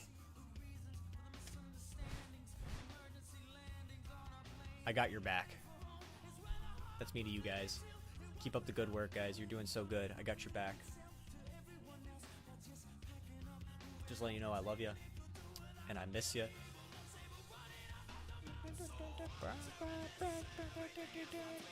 You know, who's coming to my area actually is Seven Dust and Static X are coming to my area. I've been debating about going to see that because that sounds like it'd be a crazy show. Throwback. This is non-point, but like non-point is practically close enough to Seven Dust. Do I have to like answer my phone messages to do stuff? I don't know what I'm doing, guys. I don't know. Okay, I'm going against Nitro. Oh, this is gonna be easy. It's gonna be easy, boys. Deadeye, this match goes out to you. If I lose this match, I don't know what to tell you. May Eddie Guerrero rest in peace. I kind of miss him, actually. Thinking about the Eddie Guerrero death actually makes me kind of sad.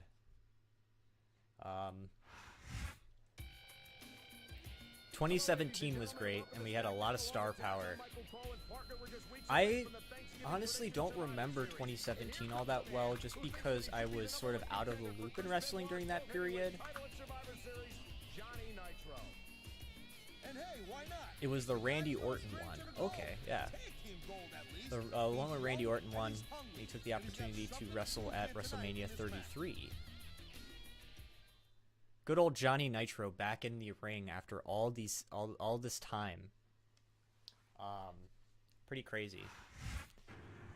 For some of my, you know, Bam Margera friends and family out there, I got the first season of Viva La Bam on DVD. This is going to be featured in my next next video. Junkfoodtaster.com. You know, Bam Margera, what will he do next? Whatever the fuck he wants. That's what I tell my friend to motivate them to win a game. If you lose a match, then you're gay. It's all right, Deadeye. Sometimes using homophobia can make you go a long way. I'm joking. I'm picking on you. I'm sorry. We are so, dude. Is that Dylan 2NA? Dude, fuck yeah, Dylan. I miss you, man. Welcome back to the Uncle Unbaited streams. It is such an honor. Very happy for you guys to be here today. Dylan, if you missed a lot of content within the past hour, I have successfully got funded to do the Cinnamon Challenge, and so that is featured on this stream today. I also autistically ate a avocado, so you could take a look at that as well. And I even gave myself a little trim. So welcome to the stream, welcome back. I'm always happy to see some familiar faces in there in the chat.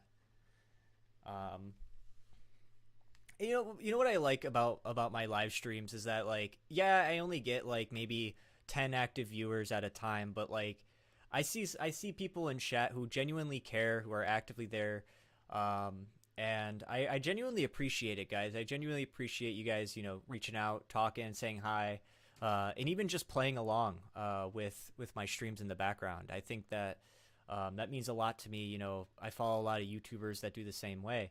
But I'm pandering now. I'm ready to kick Johnny Nitro. I'm ready. New York City, a place that I am very proud to call home, Cole, and also a place that I'm proud to say I made my WWE buddy. debut. Gotta get with the Wombo combo. Miss you too, man. Nice shave. I've been planning on continuing my wrestling chaining in Canada, by the way. Dude, fuck yeah. Honestly though, like, Canada's wrestling scene is still just as good as it was. Maybe, I don't know if you're going to Montreal or anything, or going where the Hart family is, but like, I wish you best of luck. I'm very proud of you, man. Honestly, like, it's very hard to get into it, but like, just keep your head focused, just keep enjoying the satisfaction you get by doing it, and just use that to motivate yourself, man. Very good to see you. If you try to execute a badly timed move just because you want to stay on offense, that can have a disastrous result. Oh, I missed. Let me talk about what it's like to be in a match like this. Okay, got him. You can cover what it's like to whiten your teeth. You Whew. saw that one coming. I've been this past like few weeks, I've been going down a really interesting rabbit hole of YouTube mukbang reviewers. I don't know if any of you guys are familiar with mukbangs in general, but like mukbangs is kind of memey. You know, it's just a bunch of people like with a bunch of food in front of them, and they just go to town and start eating it. But like, it seems like mukbangs have sort of turned into a subgenre of food review videos. So, I'm trying not to hit the ref too. Dylan 2NA will be the next Edge. I hope so. I hope he does. Dude, I hope he's the next, like, Owen Hart. How old are you, man? I am 26 years old. I am a young adult. My goal in life is to hopefully do something with myself by 30. I'm hoping that I could help people and, you know, maybe get somewhere with YouTube. We'll find out. Watch Nico Avacado. Nico Avacado is the classic example of mukbang reviewers because he was the one that got big, and he's also the one that has like a really sad story to it. I am aware of the whole like Nico Avacado fiasco and his transformation, and it kind of shows how like the darker side of YouTube and how YouTube money can really affect people. 20, dude, fuck yeah. Honestly, man. Enjoy it, dude. Enjoy being 20. You know, you're still young, you're still full of energy, but, you know, I'm sure you're still probably figuring out what you want to do with yourself, but you're studying to be a programmer. Dude, fuck yeah. Honestly, though, like, getting into programming is hard at first, like, to get your first job, but trust me, you're gonna be going places if you just focus on that, man. Like, programmers are gonna make more money than I do. And I don't make money. Oh, Ari is also concluding that they are the same age. My younger brother, he's 22, and I love and appreciate him. It's good to see a lot of young adults in here. I'm very, very happy to have you guys a part of the stream. But yeah, I've just been like, so like, let me continue this because I guess I'm going on to something, but. Some of these food review guys, like, I used to grow up with Dame Drops, you know, like a guy who would just, like, review, like, eating various fast food places in his car. And then, of course, everyone knows Joey's food reviews, or Joey's, what is that, Joey's World Tour or something like that? Where the dude goes, I'm big! 26-year-old boomer here. Yeah, dude, we're boomers, man. What can I say? It's apparently like when you're born on 97, this is a very controversial thing, but if you're born on 97, you're considered an elder Zoomer, which means that like you're still on that cusp of both millennial and Zoomer, but you're kind of still closer to being a Zoomer, I guess, as far as like characteristics wise, because we're just born really close to the internet, I guess. Nico Avacado is a traffic idiot and kind of a genius when it comes to making money. Well, that's kind of like with a lot of lolcows, I find. Because I guess Nico Avocado is now kind of a lolcow. I've been out of the ring since last summer due to being busy with work in college. I even did some MMA training. Ooh, nice. And what kind of styles were you training in? Were you training in jiu-jitsu, kickboxing? You really showed me something let me, out here today. hold on. And maybe you do deserve to be the #1 contender. But dude, we've seriously got to work on that image. And that's where I come in. Oh, please. Look, you're a pretty tough guy, but you've got all the personality of a block of wood. I mean, seriously. You're all steak, no sizzle. Stick with me. I'll teach you how to break necks in the ring and give the women whiplash on Hollywood Boulevard. I'll make you a star because you're good for business. And what's good for business is good for all of us. Did you just hear that? Johnny Nitro says he's gonna help mold him into a true world heavyweight champion. You don't seriously think that Nitro's onto something here, do you? Aren't you supposed to be Mr. It's what you do in the ring that matters? So like I wasn't paying attention. Was he my friend or my enemy? Yo, what's up, Red? Yes, it is. Good old classic SvR 07. Welcome to my stream. What is your opinion on ASMRs? Also, Hodge Twins mukbang used to be my favorite back in 2016, 2017. Throwback. I am quite a fan. Well, hold on. What's the best SvR? Oh my god. Okay. Hold on. I got a backlog of stuff. Let me get myself situated here. All right, guys. Turning back on the background audio. Oh yeah, that's a little loud. That's a little loud. Hold on. All right. My opinion on ASMRs is I think that there are some people out there who are genuinely talented in doing ASMR. Like I will say that I know there's a lot of negativity towards ASMRs, that people who listen to them are just like really weird. Because why would you be appealing to that? But I think I can see the appealing, because some people with those really advanced like microphones that are like binaural or some shit like that, I guess, and you hear like the little stems. Some people do it really nice. Some people who are just like soft spoken, it's very relaxing. But I think there's an oversaturation of ASMR, and I think that ASMR has now turned more into a meme. So yeah, what is the best SvR? It's hard for me to. If you said what's the best like SmackDown game, I would say Here Comes the Pain. 06 is definitely up there. I think OM6 might actually be the best one. 07 is definitely good because it was the first one on next gen consoles. I heard good about SvR 11, as Deadeye's mentioning. It sort of depends on personal context. Like anything in between Here Comes the Pain and 08 is usually what people's favorite one is. But yeah, Little Pony agrees. 11 is fucking fire. I agree. WrestleMania 2000 is the best without a doubt. I mean, I like 1997's No Mercy a little bit more, the N64 one. I'm into M. Dickey games. The M. Dickey wrestling games, Wrestling Empire. Back to Dylan. Grappling has always been my strong area, but I've been getting more into boxing since it's in the first sport I ever watched, and there used to be some great fights back in the day. Also catching up with UFC. Dude, fuck yeah. Dude, I honestly agree that boxing in general is just a great stress reliever. Just to let all that anger and negativity out. It's like being in a mosh pit when you do some boxing. Red, to mention what you said, people hate 08. The reason that people hate 08 is because it is a complete overhaul change. They simplified everything. Like, all the movesets have been simplified. They divided characters into classes, and so now certain classes only have certain abilities. And that sucks.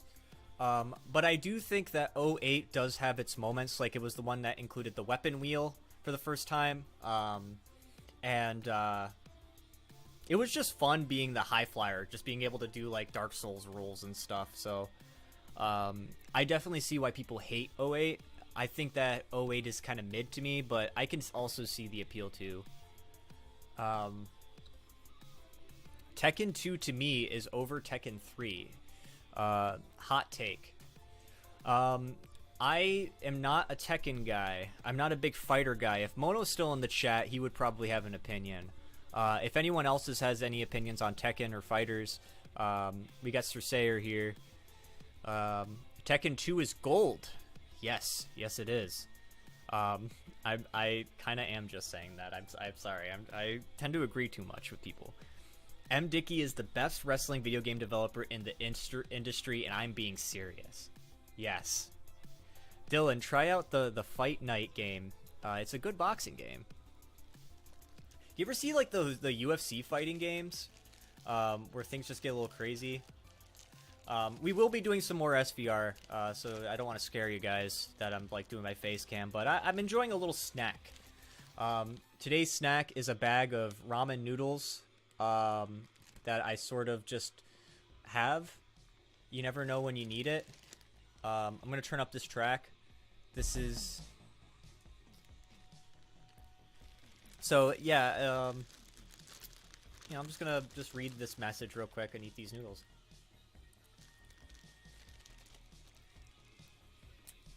2006 has got enough playtime for me. 2007 is probably my fave. Oh wait, it's kind of underrated. Never played the console version of 09. Only had it on the DS. Oh my god. DSD Wrestling gets video on the DS versions of the SVR games. I think one of them has like an exclusive mode too. That's like an ambulance mode, or like an ambulance match. Should also ask, what is the best SVR soundtrack? Oh wait, is really good. I think I might say 06 just because I really like Waiting by Non-Forgotten. There's a lot of good ones on 06. That's tough. The original SVR. I'm sorry. I think I have to make a decision on this one. The original SVR is my favorite for personal reasons. Breaking Benjamin and Zebrahead. Oh my god. I just... They, like, literally, SmackDown vs. Raw soundtrack got me into music. I hope they don't fuck up the Silent Hill 2 remaster. I hope not either, dude. Silent Hill's a fucking classic. And it just should not be messed up. It needs to be taken with honor and respect, but I think it probably will. We'll see how it goes. Dylan's saying that Fight Night is such a great game. He's played it. He's played them all. Including round 3 on the 360 and PlayStation 3 is probably the best to him. Alright, y'all. But Fight Night in 2004 is also really slept on. So it's a bit more arcade. We should listen to this man. He knows what he's talking about. Ah. Alright. So the noodles thing is just not funny. So I'm just going to stop. Put that over there. They don't taste that bad, but... Oh, Roger asked a very important question. Will you be playing GTA 6 in 2025? Yes. I most certainly will. I don't know if I'll be streaming it per se, but... hold on, let me switch over... Here we go. All smiling and sorry. Let me pause this. And we're back at it again. A perfect world on a perfect day, yay. Have you ever played the UFC Undisputed games? I have not. I have watched gameplay footage of it. And I like watching glitch compilations of it. So, yeah. Will you ever be playing GTA 6? I answered that, right, guys? I'm just being a doofus. Yes, I will be. And I don't know if I'll be streaming it, but I most certainly will give it a go. We're buying Dusty Rose. And we're gonna buy Triple H suit. I'm still feeling that, like, I'm still feeling all that cinnamon. Like, it's kind of burning a little bit. I think the Zebrahead song in SVR was also in Tony Hawk Pro Skater 3. I could be wrong. Actually, let me see. Because there was a Zebrahead track that was in Tony Hawk. And I think it was Pro Skater... Yes, no, you're right. It was in 3. Their song Check. That was on their, like, I think it was their yellow record. Yeah, it was on, I think it was their, yes, it was commonly known as Yellow, or the Yellow album. Their song Check was featured in Tony Hawk Pro Skater 3. Very classic. This was kind of back when they were trying to be more, like, swingy. Like, more swingy and jazzy, and it didn't really connect. But, like, when MFZB came out, I was fucking... that's still one of my favorite albums. I'll sing along to that album, like, any day. King's theme and Kazuya's theme songs are so dope. Larry, like V King, like JR. Wait, no. Oh, dude, I'm out of it. I'm out of it. Okay, let's continue with these messages. I'm hoping that Metal Gear Solid 3 remake will be good. I think it will be. Honestly, like, I need to go down that Metal Gear rabbit hole, but I'm not ready yet for it. I've only played Revengeance, and I know it's blasphemous because it's one of the greatest series of all time. And I'm just bad with playing video games. Recently, I decided to watch every Ruthless Aggression show and pay-per-views from 2002 to 2008. Classic. You're making a great decision. I hope you also took part in watching 2001, because 2001 was probably like the best year for WWE Ruthless Aggression stuff, because it was the Invasion arc, and there was just a lot of good matches. Dylan randomly bought Royal Rumble 2009 on DVD last month and has been super nostalgic for it. Since it was the first one, he remembered building up for it. Honestly, Dylan, I can relate to that because I've always had Royal Rumble 2008 on DVD. And I remember as a kid being on my bunk bed on the second bunk watching it, and like waking up in the middle of the night and being annoyed by hearing the menu music all the time. Do you guys remember that? Do you guys remember putting on a DVD and like going to bed and falling asleep, and then when you wake up in the middle of the night, you just hear the menu music over and over and over again, and you're just sick and tired of it? That's what it was me with like Royal Rumble 2008. It's kind of a curse. Uncle, will you stream Bully again? Honestly, if people will watch it, if people will be a part of it, I'm planning on doing more than just SvR streams in the future, because I'm starting to understand more that my streams are about doing stuff in between the gameplay than like, I'm more slice of life. I'm more just like wanting to talk to you guys, and I don't think people really care if I play the game or not. Of course I'll play the game, but like, it's about hanging out with you guys first, Chris Benoit is the best wrestler in 07. Despite all the controversy with Chris Benoit, he's extremely talented. I'm going to continue moving with the gameplay. There's just something about Chris Benoit's performance that is just like no others. Like how fast and technical he was, and how he just was. Speaking of, we're going against him. So yeah. Did you know that Benoit was going to be in 08 before you know what he did? Yes, actually, that is a very common fact about 08, is that Chris Benoit was originally supposed to be in the game, and actually his character is found in the files, but was taken out at the last minute because of what happened. But the theme song of Royal Rumble 2009 is horrible. Royal Rumble 09 theme. Can we? It was "Let It Rock" by Kevin Rudolph. I'm gonna give this a listen real quick. Weighing in at 234 pounds, Chris Benoit.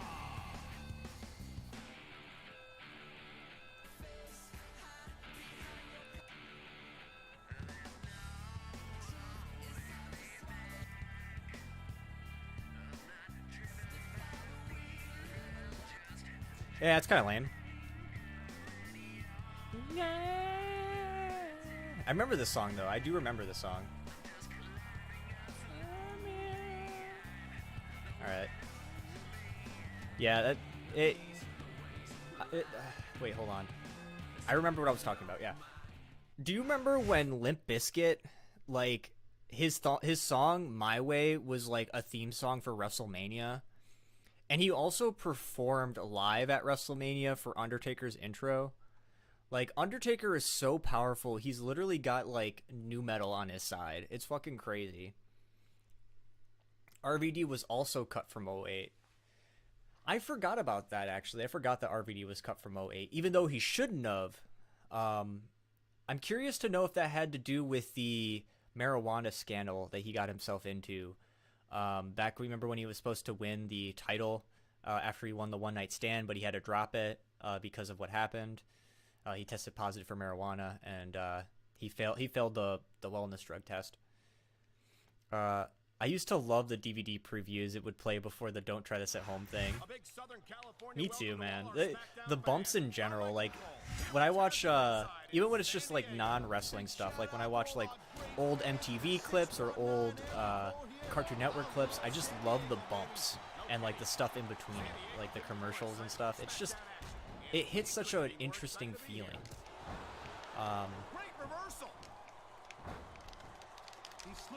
I'm in a Facebook group called Chris Benoit Was Framed. There was something I seen about more voicemails being leaked I didn't check into too much. There is a lot of conspiracy theories behind the Chris Benoit stuff, including the phone calls that he made to Chavo Guerrero and other people. It's tough to say because when someone's under psychosis, they could literally do anything. They could do some weird stuff under psychosis. And it's hard to tell whether or not Benoit was going through that because there's so many questions that was left unanswered. But I also think it's very important that people don't, dwell on it too much because it's not about the idea of how it happened. It's more about the idea of where we go from here or what change occurred and what needs to be changed in order for this not to happen again. And for WWE, that was CTE, because CTE is a legit thing. You know, it's, I don't know why that happened. Did I fail something? Did I do something wrong? But, and you notice that after the Benoit murder trials, you know, they banned headshots, they were more strict on blood, and that was for a good reason. Oh, Johnny Nitro's coming in here and ruining my... Yo, okay, listen up, Johnny Nitro. You think you're so fucking cool that your last name is based on going fast? Bro, I'll go faster than you any day, buddy. I can't believe this. I literally got fucking snapped. There it is, Cole. Benoit's got a crossface. But yeah, it's kind of like something that I think about a lot because I've also I've seen YouTube channels before that dedicate hours and hours of content trying to figure out all the pieces that could have occurred during the Benoit trials and that there's probably another story that's unexplained. But I also think that's just kind of being disrespectful to Benoit's family. And it's just kind of something that, like, even if there was evidence that there was a conspiracy, it's not going to change anything, you know. We're way too far in the future, you know. But that's my personal stance on it. I personally like the Kevin Rudolph song, but I was also a kid. I can dig like any song as long as it's catchy, you know. I hated Ray's Mask in 2009. Let's see, I'm gonna look up an image of that. Inside. Was it the White Mask? October 2009. Let's see. All right. Was it 2009? Now on CC tag. Am I looking at the? Hold on, buddy. Am I looking at the right thing? Is this what you're referring to? One of these masks, or am I just like looking at the wrong image? I literally just pulled something up. I wish that they were living witnesses who survived the Benoit household, so we would know exactly. This is true, because that's what we're missing. We're missing another primary source, like somebody who was actually there. Jeff Hardy being cut from Here Comes the Pain hurts. Also, fun fact, Jeff Hardy's Here Comes the Pain animation is in the files of SvR, and not in Here Comes the Pain. I agree to that. Jeff Hardy being cut from Here Comes the Pain is literally like an insult. And that was the one thing that Here Comes the Pain struggled with, and that was having like a bigger roster, if that makes sense. Oh, a tag team match. Okay. But it's not healthy to dwell on it. And that's what I'm just trying to say. You know, like don't take it too much to heart. Just understand that, you know, there's not much we can do now all we can do is look back and just sort of realize that, you know, there's some things that were explained. Like, it was explained that Benoit did have the brain of a 75-year-old. And also, Chris Nowinski was the one who took that up, the guy who was a Tough Enough winner. But yeah, okay, hold on, I'm gonna get rid of this.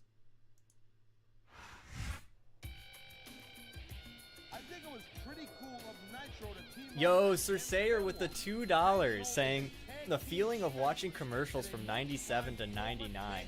It's honestly that feeling, dude. The feeling of getting $2 donations from a new viewer is really the feeling I get watching commercials from 97 to 99. That's just a true nostalgia not take. I remember the days of watching Nick Gas, watching the old Nickelodeon game shows back in the day. Those were fire. Those were fire. Thank you for the donation, Cersayer. I'm very happy. I also appreciate you being active in chat. You're a wonderful guy, man. Yeah, I see a lot of people about Kevin Sullivan murdering Benoit. That's a common one because of how, like, you know, Kevin was interested in Nancy at the time. But there was some stuff that was just a little bit weird. Like, I don't know why people were trying to piece together how his gimmick had to do with the murders. I think that's a little bit exaggerated. Also, what would Kevin Sullivan gain by killing more than just Nancy and Daniel, you know?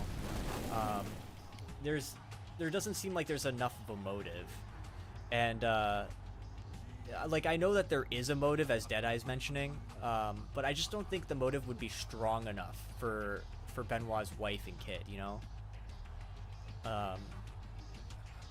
Also sucks that Hogan and Ultimate was cut from Here Comes the Pain. It's just adding, man. Like, what I'm getting at with Here Comes the Pain is that there was just so much cut characters that it would have just made the game better. But, like, I'd say, like, as far as gameplay goes, like, Here Comes the Pain is, like, the best. Like, it honestly feels like there's weight to it, if that makes sense. Also, let's see here. This was just a crazy time for WWE when Benoit was going on. Absolutely. I saw the, did any of you guys see the Benoit stuff live? Like, the Benoit tribute show live? Like, I saw that. Like, there were actual matches that took place that day that will never be seen ever again. And that just kind of blows my mind that I saw a piece of media that will only be connected to that one experience, if that makes sense. Oh yeah, David Benoit is still alive as well. And that's another reason why I say it would be good if people would just put a lot of the conspiracies to rest, because, like, literally, like, David Benoit is such a positive person. He's literally have overcome so much, and he at least deserves the respect of his own privacy, you know? Same with Nancy's sister. Alright, Benoit, you think you're so cool? That title has to be around my waist. Yeah, my waist. My scary ass little waist. Because I'm fucking skinny. I also have this on my side too that I haven't pulled out yet, but I was thinking maybe we could do this next week. But what do you guys think about me, like, randomly in the stream reading either a chapter or an excerpt from Mankind's book? Would you guys like that? Would you guys appreciate it? Or would you guys stop watching and just be like, wow, this is a boring stream? Keep me posted. Or maybe he did. Maybe this is all just another example of Nitro's so-called help. Where was David at the time? David, I think, was... How old was David Benoit?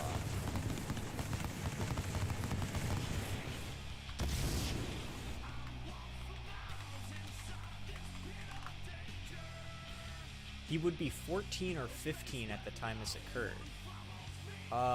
You have to remember that David Benoit was his half-son, so there's a chance he was probably with his mother at the time, and didn't live with Benoit in the house. Although if he did, that would have been crazy. Been Gone. Literally some guy named Been Gone. First time seeing him in the chat is saying read a chapter. You're a fucking king.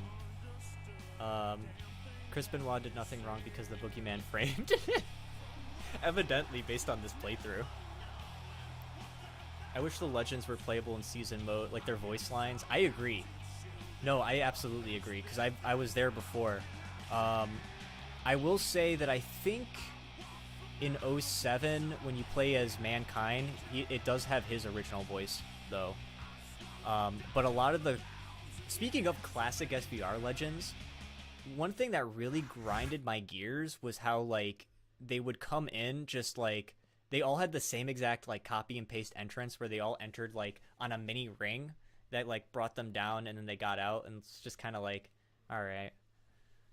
Doesn't really make me feel like I'm playing old Undertaker, but, you know, it's cool, I guess. Or it doesn't make me feel like I'm playing Andre the Giant.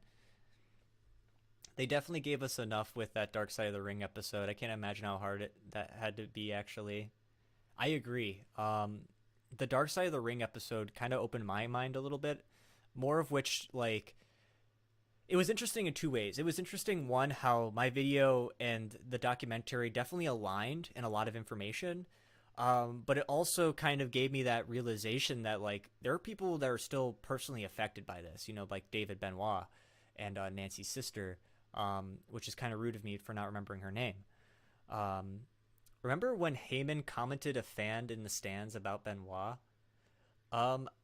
I would like to see a clip of that, Roger. If you can send me a clip of that, I want to check that out. I can't remember that. David Benoit should take on Benoit's old gimmick as Pegasus Kid. Honestly, he could too. He could, and it probably wouldn't be offensive. And like, speaking of David Benoit, like, can you imagine, like, even after all this that happened with his family and his father, and like, just how he had to live like his entire life with like basically 3 of his family members just gone. He still wants to be a pro wrestler, you know? He still makes that a goal, and like, I think that's a really respectful thing, you know? Honestly, going to be excited for what's going to happen in the Royal Rumble in a couple weeks. I got to be careful. If I hit the ref, I'm going to get disqualified. That's a classic unbaited move. I also am going to watch the Royal Rumble. My buddy Mono, he's going to be there. I think it's in Jacksonville. So that's going to be exciting. Let's see, I usually modify the old Undertaker entrance to make it at least look similar to the actual entrance. I forgot you could do that. You know what? I need to do that. David is at a point where he don't start training now. Now he's I'm sorry. I think I'm age regressing, guys. I don't know that was a goal of his, but that would be amazing. So I'm still doing good. I was looking at chat, so I was kind of hitting in the air a little bit. So I guess I could tangent back to when I was talking about food review channels. So like, I saw this one YouTuber. I went down this whole rabbit hole where YouTube just kept recommending me all these different YouTubers that like reviewed content in front of a camera. And there was this one guy named Triple T. I, for some reason, am oddly interested in his content, but like a lot of his content is just like a negative, flamboyant guy just basically talking about, or just complaining about like his fast food that he's eating. And like, I don't know, something about him that just makes him like a really interesting character. Like, not like he's a lolcow, but almost like he could be in a way, just because of how his life is, I guess. And I also found this other guy named Royce Miller, who I genuinely actually like. If you guys like food reviews and you like my content where I just basically just talk over and over again, then you might like Royce Miller. He's awesome. He just does like daily food reviews and stuff at food blogs, and he's like just such a down-to-earth guy. I love him. He's a sweetheart too. And so let me top this off though. It kept getting weirder and weirder going down this rabbit hole until I saw someone called Vern Bang. Vern Bang is some guy from Texas who does mukbang videos in front of a green screen. Sometimes he dresses in drag. Sometimes he eats various things that he makes that like he eats stuff like pig feet. What other stuff like pickled jalapenos. He's made some weird stuff. But his content's it's pretty wholesome. I'm a big fan of his, and he actually subbed to my channel. He subbed for sub me, and I give that a lot of credit. So, Mr. Kennedy said he would be open for the Royal Rumble return. In a recent video, dude asked him on a possible WWE return. That would be amazing. Do you know, I'm sure you guys understand how much Mr. Kennedy got fucked over, and how, like, he basically had a whole curse, where he got a bunch of injuries, and then he made a couple mistakes, and he lost, like, all the momentum he made in his wrestling career. It was crazy. Let's see. I meant to say probably bad type. That's okay. I'm a bad reader. Okay, so Mono said that it would be L1 and directional, I think, or is it? Oh. Oh. Knock him down. Do you watch Report of the Week? I used to be well, I guess I still am, but I love Report of the Week. I liked Report of the Week before he got popular, before he hit like 3 million, or not 3 million, maybe 1 million, what have you. I just naturally liked him because he was just such a weirdo. He's just he kind of has that like neurodivergent vibe to him, and he has I don't know, he's just dressing up in a suit and reviewing fast food is just really quirky and funny, and he's a good guy. So yeah, I like Report of the Week. Like Pillman Jr., I forgot his new gimmick, but it feels good to see him reclaim something. I agree. Because you have to remember, like, they're trying to make their own story. They're not trying to follow the story of the people they're from, I guess. Who do you have for the Rumble? I say Punk is gonna win just for the hype. I also think that Punk is probably a good contender for winning. Can some of you guys tell me, is The Rock back? I heard rumors that The Rock came back. Is this true? If so, that's going to be interesting. Oh, that sucks. Nitro should not have put him in the ring. He should have just let him count out. That would have clicked him with this game. Kennedy's charisma is almost untouched in my... Dude, I loved Mr. Kennedy's promos. He was so one of a kind. The way that he was just on the mic, he would bring the mic down, and then he would just, do the Mr. and then do like the pause, and then do Kennedy, and then say Kennedy again. That was pretty good.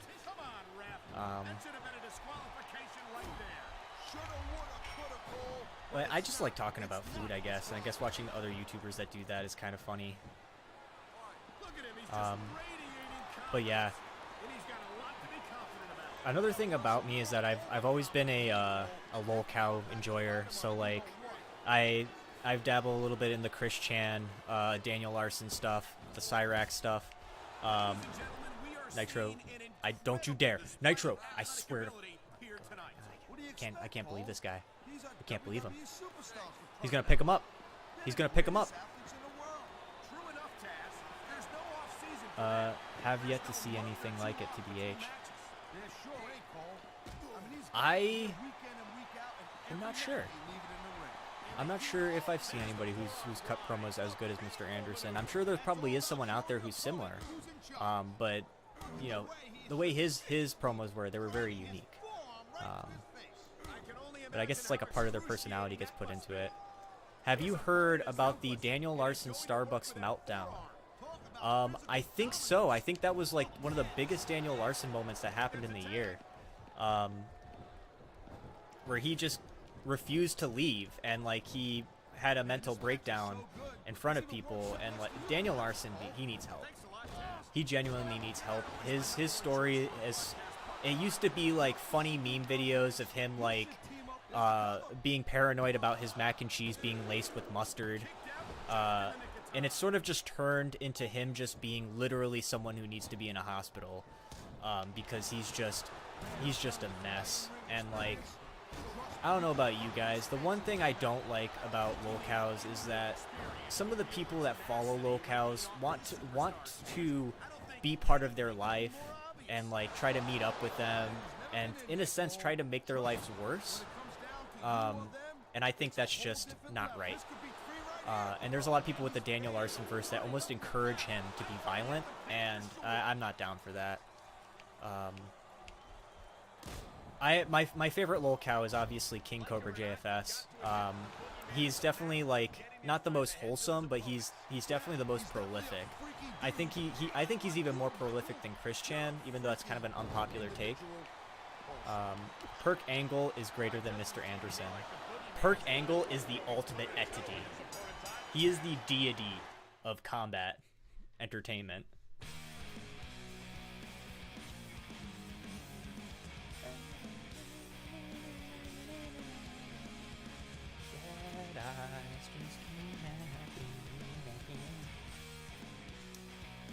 All right.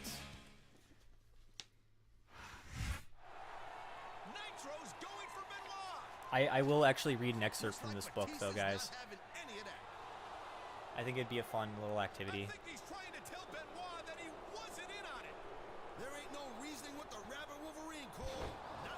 You know, Benoit, I was in on it. Percy Angle could have beat the streak. Honestly, though, I think Kurt Angle is like one of my favorite wrestlers of all time, because like he's the only wrestler who's ever like done like a fucking moonsault from the top of a fucking cage. That was crazy. That was nuts. I didn't actually think that would happen.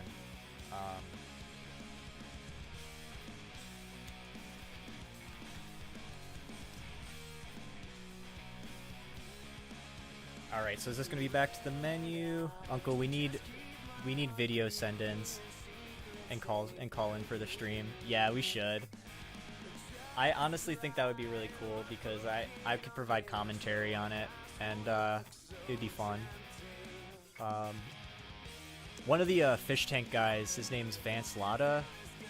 He was one of my influences to get back into streaming. He does prank call streamings every Sunday. He's taking a break because he's helping with production for season 2, but I highly recommend his prank call streams if you're into that. But while we're here, we're back on webcam action, guys. I appreciate you guys being here. So today we are going to talk about we're going to read an excerpt from Mankind's book, Have a Nice Day, A Tale of Blood and Sweat Socks. So according to this book, on page 212, he states, I've got a couple of favorite DDP stories. The first one centered around Dallas's return to his old stomping grounds of Fort Myers, Florida. I was traveling with Paige and Scotty Flamingo, later known as Raven, on the loop through Florida, and was forced to endure story after story about how over Paige was in Fort Myers. Behind his back, we dismissed DDP's claims. Nobody can be as popular as Paige claims he is. We scoffed. When we got to Fort Myers, we began to doubt our thoughts. Every paper had a story about DDP. Man, Paige was pumped too. We was going to return to Fort Myers a hero, and brother, he was going to tear the house down. Well, didn't work out quite that way. Dallas's opponent that night was the returning Curtis Hughes. Hughes, at 300 pounds, was a hell of a performer. Red, we'll take a look right here. Red says, when did you make your Dead Rising video? Because that's where I started. Red, I gotta give you so much love and credit that you watched my Dead Rising video. You got in my content through that video. That's actually amazing. I made that video in 2018, and that was back when I was making storylines for my videos. I had like an ongoing storyline. So in that Dead Rising video, I smashed a microwave.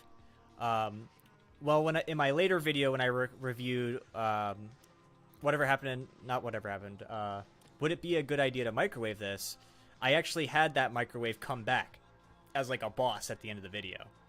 And I had my buddy Nathan do it. So like, I'm very surprised. I love and appreciate you, man, for watching my content that long ago. But back to DDP, he says, Hughes at 300 pounds was a hell of a performer. On returning, he looked to be about 380 and was known as Big Cat Curtis Hughes. Now, if I was a wrestling guy in his hometown, I'm trying to get the book in frame because I think it'd be cooler. Now, if I was a wrestling guy in his hometown, I would make sure to have my flying shoes on and would go out of my way to make the guy look good in front of his friends and family. Unfortunately, too many guys had gotten in Hughes' car and convinced him that he was too big to bump, especially for a beginner guy like Paige. What followed was 10 of the worst minutes of wrestling I'd ever seen, with Paige throwing everything but the kitchen sink at Hughes, and the big cat standing still like a rock of Gibraltar. To make matters worse, Kevin Nash was late hitting the ring and failed to break up a pin attempt that would have led to a disqualification. Instead, Paige laid him on his back, waiting in vain for a save that didn't arrive, and while the referee counted 1, 2, 3, the legendary Diamond Dallas Page had done the J.O.B. in his own hometown. He was crushed, almost to the point of tears. He was so upset that he didn't even want to go out to the nightclub he used to run, even though he'd set up a deal where the boys could eat and drink all night for free.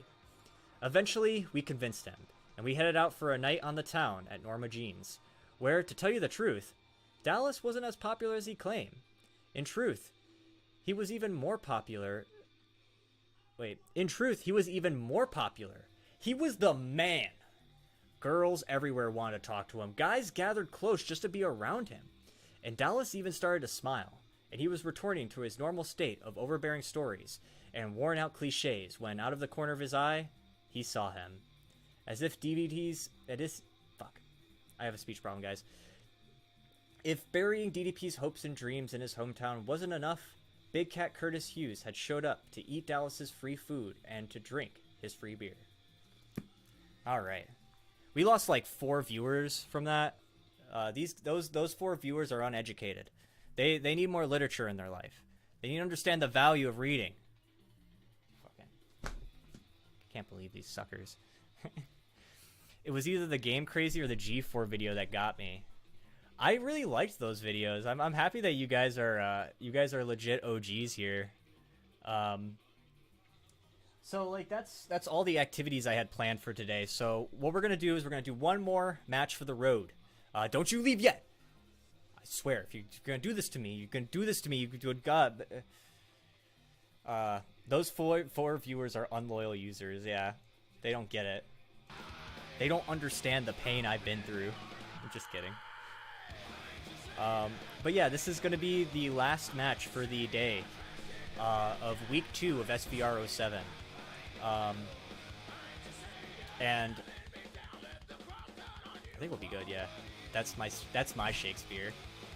Thanks, Chardonnay. I needed it. Good boy. This book is goated as hell.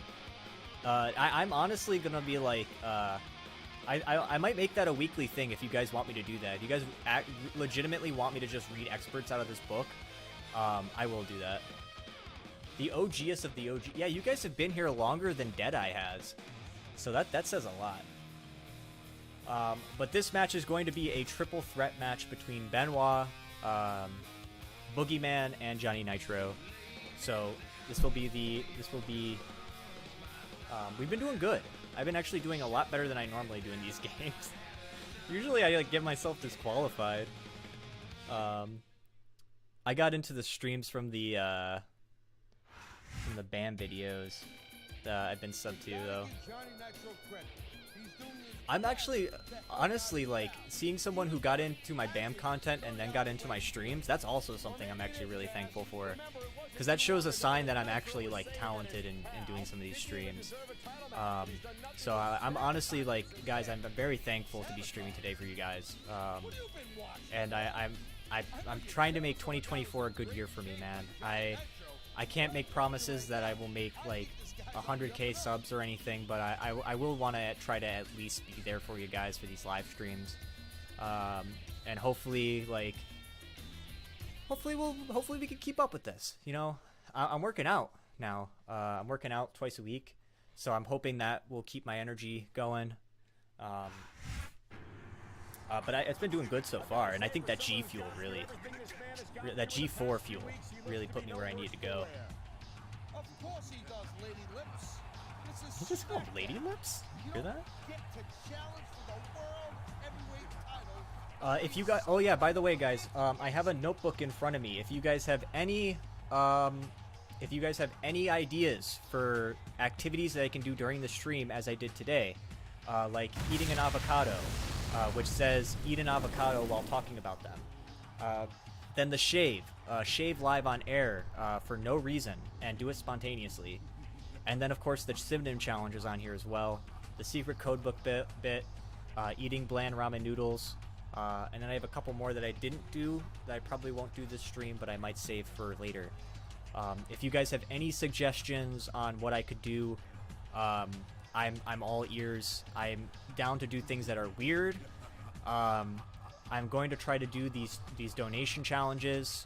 I think next week might be a jalapeno pepper, and then we might work our way up to a California Reaper, just based on if it happens. So either the spoonful of flour or the jalapeno bit, either one or the other. But yeah, I'm all ears for you guys for ideas.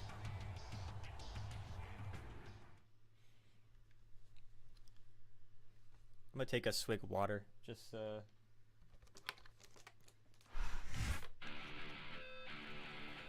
world heavyweight champion has been absolutely dominated here on SmackDown these past few weeks. And he's I'm actually wearing my whatever happened to the pizza at McDonald's t-shirt. One of my favorite projects that I've ever done is that video, even though that like nobody's watched it. Just cause like I put a lot of hard work into it. I was able to meet the guy.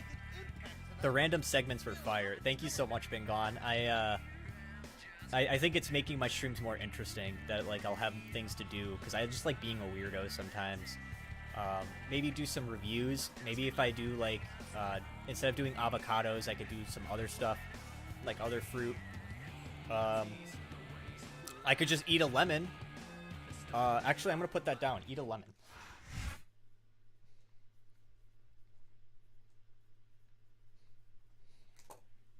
I'm still kind of feeling that cinnamon.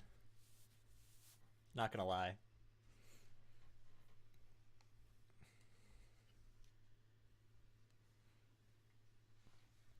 Oh yeah, here we go, Mr. Krabs. The donations are also gonna really help. I just want to tell you guys that I before I forget, like, dude, man, I'm unemployed right now, so like I'm in between jobs, so like the donation money is very much of a help. I obviously didn't want to just e-beg without offering something, so that's why I did the cinnamon challenge. But you guys providing that sort of support, it means a lot to me. I also got my Patreon up. I'm going to market that on my next BAM video. $5 a month, you can get exclusive content. You can get the BAM video uncensored with more additional content. I'm going to be doing the same thing for Season 2 of the BAM videos, so stay tuned on that. And also videos that were taken off of YouTube or censored, like the Zach Gowen video, or the, you remember the Mankind Hell in a Cell video that I made? Yeah, that too. That too. So I appreciate it, guys. I just wanted to let you guys know. I don't like to consider myself an e-beggar, but I feel like I should at least, you know, thank you guys for it. Neither can I, Taz, and I'm sure these Salt Lake fans can't either. So let's get this show on the road. Alright, so this is honestly like my third triple threat match this game, so I think we'll be fine. Well, it looks like they're slowing the pace down a little bit here. That might not be such a good move in my opinion. Come on, you just can't keep going non-stop. And also doing these like weekly will give me more time to figure out some random ideas. So I'll probably spend some time writing them down, see what we need. But for now, let's just enjoy the match. That could have a disastrous result. Oh my, the submission hold is locked in. And this ain't easy to get out of either, Cole. Oh yeah, we're going. So I just gotta keep. I'm not sure what my strat is for this. I'm just gonna. Usually when it comes to triple threats, I just go to town on them. And once I get my opportunity to slither my way in, I think I'll take it on. Nitro's got all the potential in the Oh. world. And even you actually gotta respect that. I respect Nitro's potential. I've always wanted to make a video on comedy. I had like an idea of doing something called Dark Side of Comedy, which would just basically be like the show that already exists. So like, I probably want to do something on maybe Mitch Hedberg or something like that. Just cause like he's such a funny guy. He's like one of my favorite comedians, and he passed away so young. Such a good guy.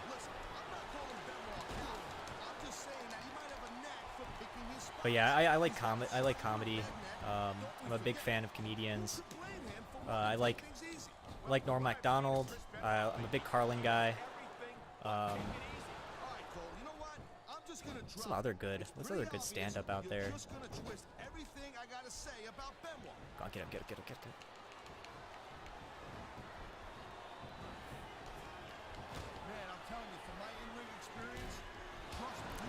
My fucking intestines are gonna feel this in the morning, guys, after I'm all done with this game.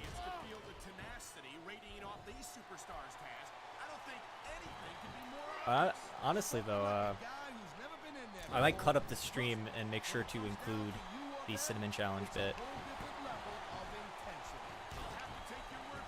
I think you could do it in YouTube Editor, too. But, I mean, like, honestly, this stream has been pretty dank. I can't argue. I've just been doing some stuff all the time, and incorporating the snacks sounds pretty good. Maybe I should do like getting like an MRE or something and just like eat MRE live. If I'm talking about the paid ones have to get like exaggerated. Like, if I get a taser, like how much money is it worth to tase yourself? Like, would that be like a violation? Would I get in trouble for that? Cause like, honestly, like I would tase myself for maybe like, how much would you tase yourself for? Like 200? Does that sound reasonable? I'm like, I don't even know where I would get a taser from. But like pepper spray would be easier to get, but also like if I pepper sprayed myself, like I wouldn't be able to finish the stream. It would just like my eyes would burn. That sounds like it would kind of be tough.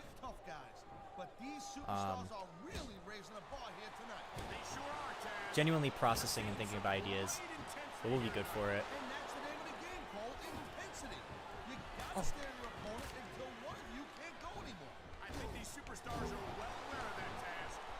Do I have?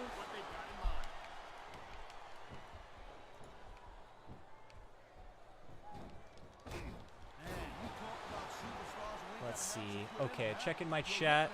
My chat down here is, let me refresh it, because I just missed a lot of messages. Red asked, what is your favorite Fish Tank Season 1 contestant? My favorite Season 1 contestant was probably...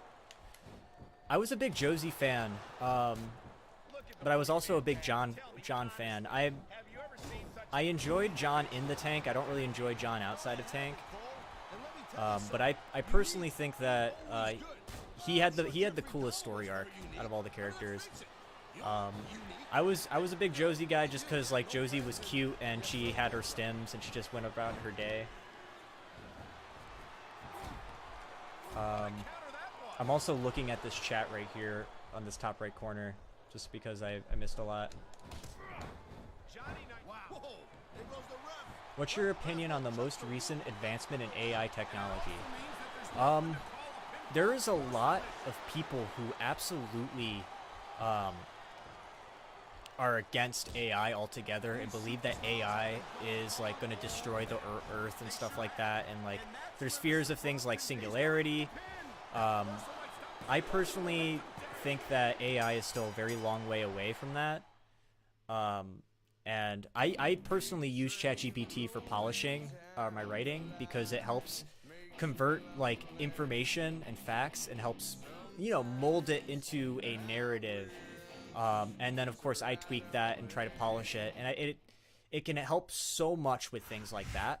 But of course there's also the other side of it where people are going to abuse it, overuse it. People are going to lose their jobs over it. It's wild. I think it's fascinating that now AI is so out there. But as you guys were talking about, I see there was a ooh, Red's a Vance guy. Okay, so after Fish Tank, I'm a Vance guy. While I was the Vance's schizo stuff, like his schizo work that he did, like when he basically was schizo for 8 hours, that was honestly like one of the best moments in the tank, and I'm very sad that they didn't put it in the actual episodes. But you guys have a right to be concerned over AI and deepfakes, because deepfakes are the scariest. Deepfakes and like the fact that there are AIs that can represent your voice completely and like fluently, that's scary, because I could literally call you guys in an AI voice and say all shitty shit, and then my life would be ruined, even though someone did that out of an AI. So yeah. But yeah, I fucking love Vance. I wish that if I could meet any Fish Tank contestant, it would definitely be Vance. Absolutely.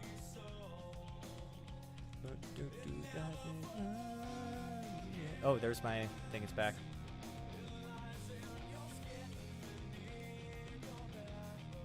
So what I'm gonna work on in my streams going forward is let me switch back to webcam action. So right now you guys hear my voice in mono. It's just the way that my microphone is. I'm gonna try to put it into stereo, but I don't think it really matters. But yeah, just be aware. I need your face, voice, and balls. Facts.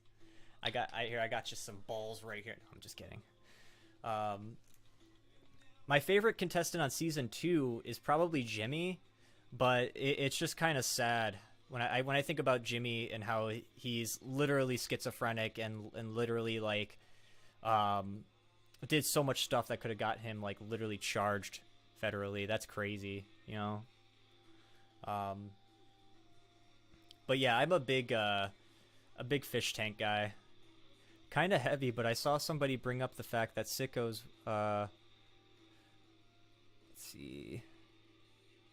Oh yeah, I literally nope that too. Like, I don't know if I can say. I don't know why this chat does this sometimes.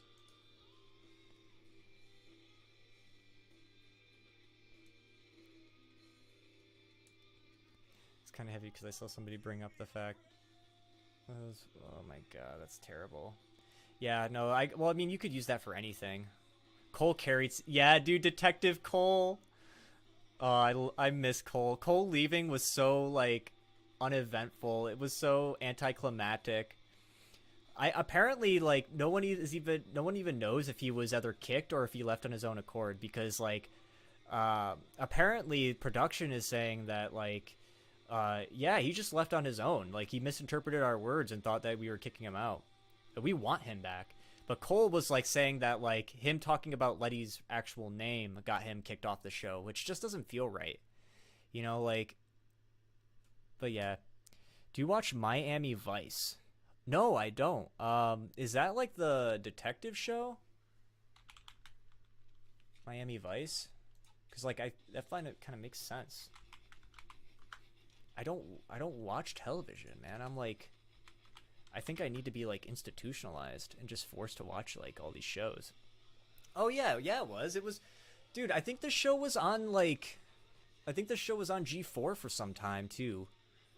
Oh, it was an NBC thing, but yeah, it was from 84 to 89. I know of it, but I never watched it personally, you know. But you know, it's the show that inspired GTA Vice City and Hotline Miami. Yes, that is very true. We need the king back in the tank, SMA. We do, dude. I picked a good day to stream because there's been nothing going on in the tank right now. I guess Frank Hassel's coming back, So like they're gonna put Frank in there, but I just haven't been paying attention today because of just like after Jimmy leaving, and that was also when I was going through some shit of my own. Just hit me really hard. But yeah, it's honestly crazy too, because if you get really into Fish Tank and start getting attached to these people, you sort of go through withdrawal when they leave, you know? Like every time a character leaves in the show, I'm just like depressed. It's just weird. And I sort of had that in season 1 as well. After specifically when John left, it kind of felt that way. Obviously when Jimmy left, it felt that way in season 2, and when Cole left as well. I would say the same about Summer, but like Summer stuff happened way too quick. I couldn't even like process all that, but like Summer was legit. That was a legit like BPD meltdown that happened on the show. Cole would get an amazing huge pop. Like Cole on like Instagram. I'll get to your question in a sec, Little Bunny. Cole on Instagram, like on a live, even said that he didn't realize how popular he really was until after the tank. Like he was like rising to be the most endorsed. Because he actually, like, they set up like the whole rich kid storyline. They came in and he played Halo 3. That was funny. I miss him. So Little Pony, I use a Logitech 1080 camera. I think it's like a $50 camera you can get on Amazon. The old webcam I used had a problem where it would freeze and it would just not work. I also have an idea that I got from Josie's live streams. I'm curious to see if you guys would be down for this. You guys might be, but like I get another camera, like maybe right on the corner of like right here or right here, because I have an extension cord for it. I just have to get a webcam, a second webcam, and I could hook that up on a tripod and then switch it, and it's going to be like the fish tank cam. So you can just like maybe like when I'm doing my starting soon stuff or whatnot, like I'll have that place so you can see my my fish tank cam. But yeah, I use that. For my capture card, I use an AverMedia. I think it's an AverMedia Lite. I'm planning on upgrading to an Elgato at some point. Do it. Roger likes it. Roger likes the idea. I'm gonna see what I can do. I'm gonna look around. Maybe I can find my old webcam. But other than that, I'll just have to buy a new one. I think I could do that just fine. So yeah. But I've been just like really into Fish Tank, so it's just been a lot for me. Let me. I'm not gonna end it. Let's see if we can just go for like 10 more minutes. Just chat. We're just chatting for a little bit. If there's anything you guys want to talk to me about, I'm here.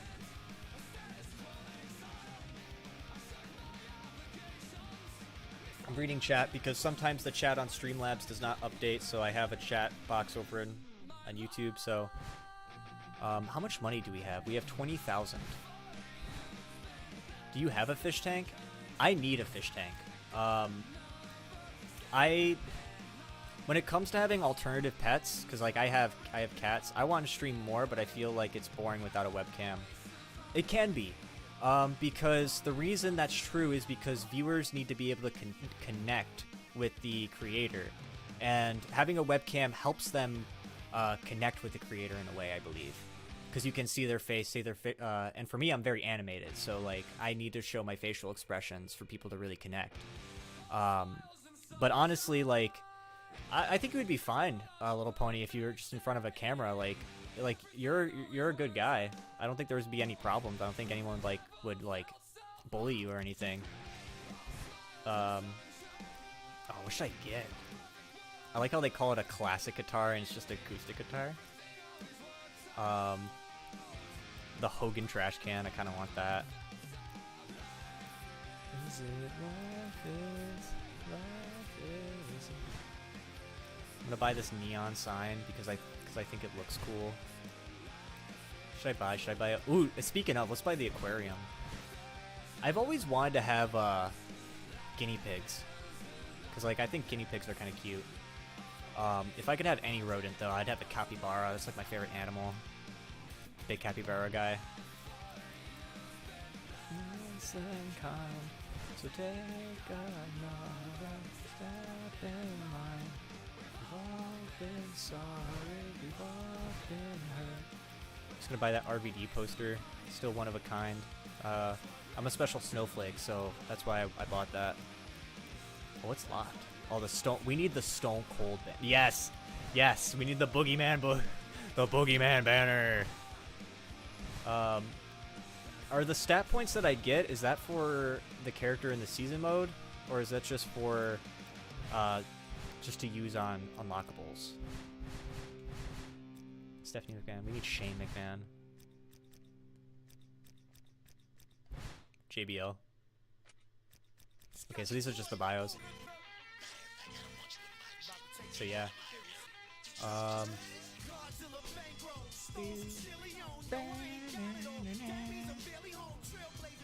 So I think that I'm gonna try to shoot for Wednesdays to do these streams, guys. I love the timing of 7 o'clock. Do you play on your own time when you're not streaming? I do. I personally like deck builders. I like games like Wild Frost, Slay the Spire. I'm a big fan of course, first-person shooters. I'm a Halo nerd.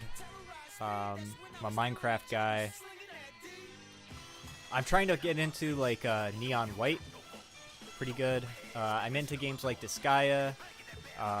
So like tactical RPGs that are anime-based, I like.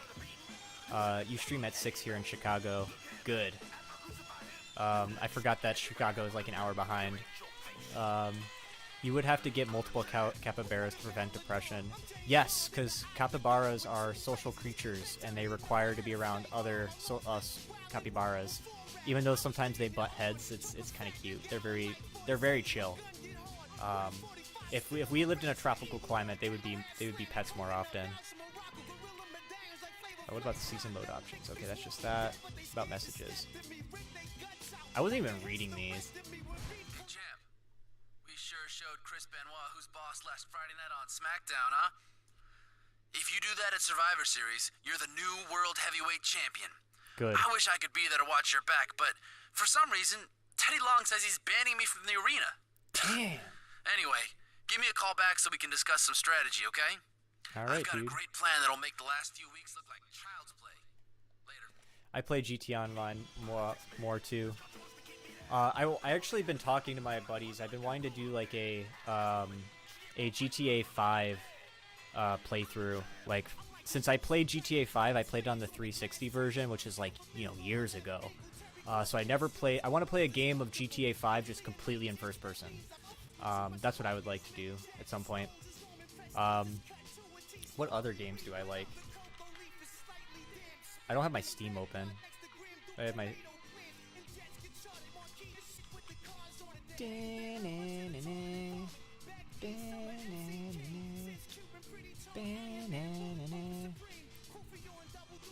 Let's see, well, I'm gonna pull up my Steam real quick.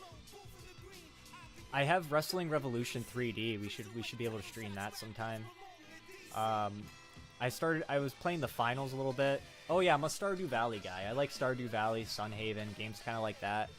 I would never stream those games because I would fall asleep playing those games. I'm also some guy who also likes watching his friends play video games as opposed to playing it himself. So I am a backseat gamer too. It's just sort of how I am. Let's see, I used to play GTA Online quite a bit. I have a nightclub and work with Gay Tony. Dude, that's sick. I didn't know Gay Tony was in that. Like, Ballad of Gay Tony was like the best DLC in GTA 4. I'm a big third-person guy. But I find GTA 5 a first person to be so choppy. I understand. I can't personally... I don't have any personal takes on that because I just sort of haven't done that. Haven't really experienced it yet. But I'm definitely going to go in being aware that it might be a little choppy. Hey, dude, what's up, Sakari? I'm happy to see you, man. Yeah, it's been years since I played SvR 07. You missed a really good stream, man. if you do end up taking a look at the VOD, I did some crazy stuff today, so thanks for stopping by, man. I'm happy that I sort of waited a little bit before ending the stream. So yeah, I guess that's sort of it for today. We're almost at the 3-hour mark. That's my goal for my live streams, is for them to be 3 hours. Next week I will have another challenge up for people to contribute to. I wanted to enjoy first-person GTA 5 and Red Dead 2. Also, Deadeye bought me Red Dead 2. I gotta definitely partake in that, for sure. I gotta make sure to save this too. Let me save this real quick before because like there was one day where I ended the stream early and I forgot to save, so then we kind of had to repeat everything. So let's just try not to do that. And I think I can't remember if we actually did general manager mode. Yeah, that's what it is. I'm not sure if we did general manager mode, but we could definitely partake in doing that soon. I'm gonna check that too and see where we're at on that. Okay, so yeah, that we can do next week. I think it will be kind of fun if we do some fun stuff with that. But basically, yeah. So like, this was my first stream after a long time.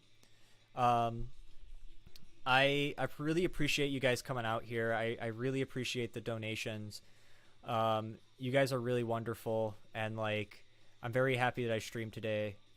2023 has been a really hard year for me, and I think 2024 I'm ready to make a change. So I really appreciate you guys today for today's stream. Next week, if you guys have any ideas on what I could do for activities, definitely hit me up. I'm definitely down to do some weird stuff too. So maybe I can like eat lobster or some shit like that. That'd be funny. But yeah. So I'm making my final goodbyes. I want to thank you guys all personally. I want to thank Deadeye, Red, Roger, Little Pony, Zakari. Thank you for making your way around. John, Chardonnay, been gone. It was amazing to see you, man. Ari, I'm very happy you were part of today's stream. Deadeye again. I got to give you a shout out for being my moderator and making sure things are okay. Surprisingly, Sursayer, I also want to shout you out for the donation that you made. That was really sick. Taker Under, it was good to see him again, and Dylan2NA. And if I missed any of you guys, I'm going to catch you guys next week to give you the right shout out. W Stream, that's what I like to see. W Stream. We're fucking moving up in the world, gamers. We're moving up in the world. So yeah, anyway, I'll DM you in a bit of the WWE magazines and link the Heyman comment. Absolutely, thank you, man. A W. Good night, Unbaited. Good night, Deadeye. I hope you guys take care. We're gonna do this all again soon, so just we'll stay in the loop. So.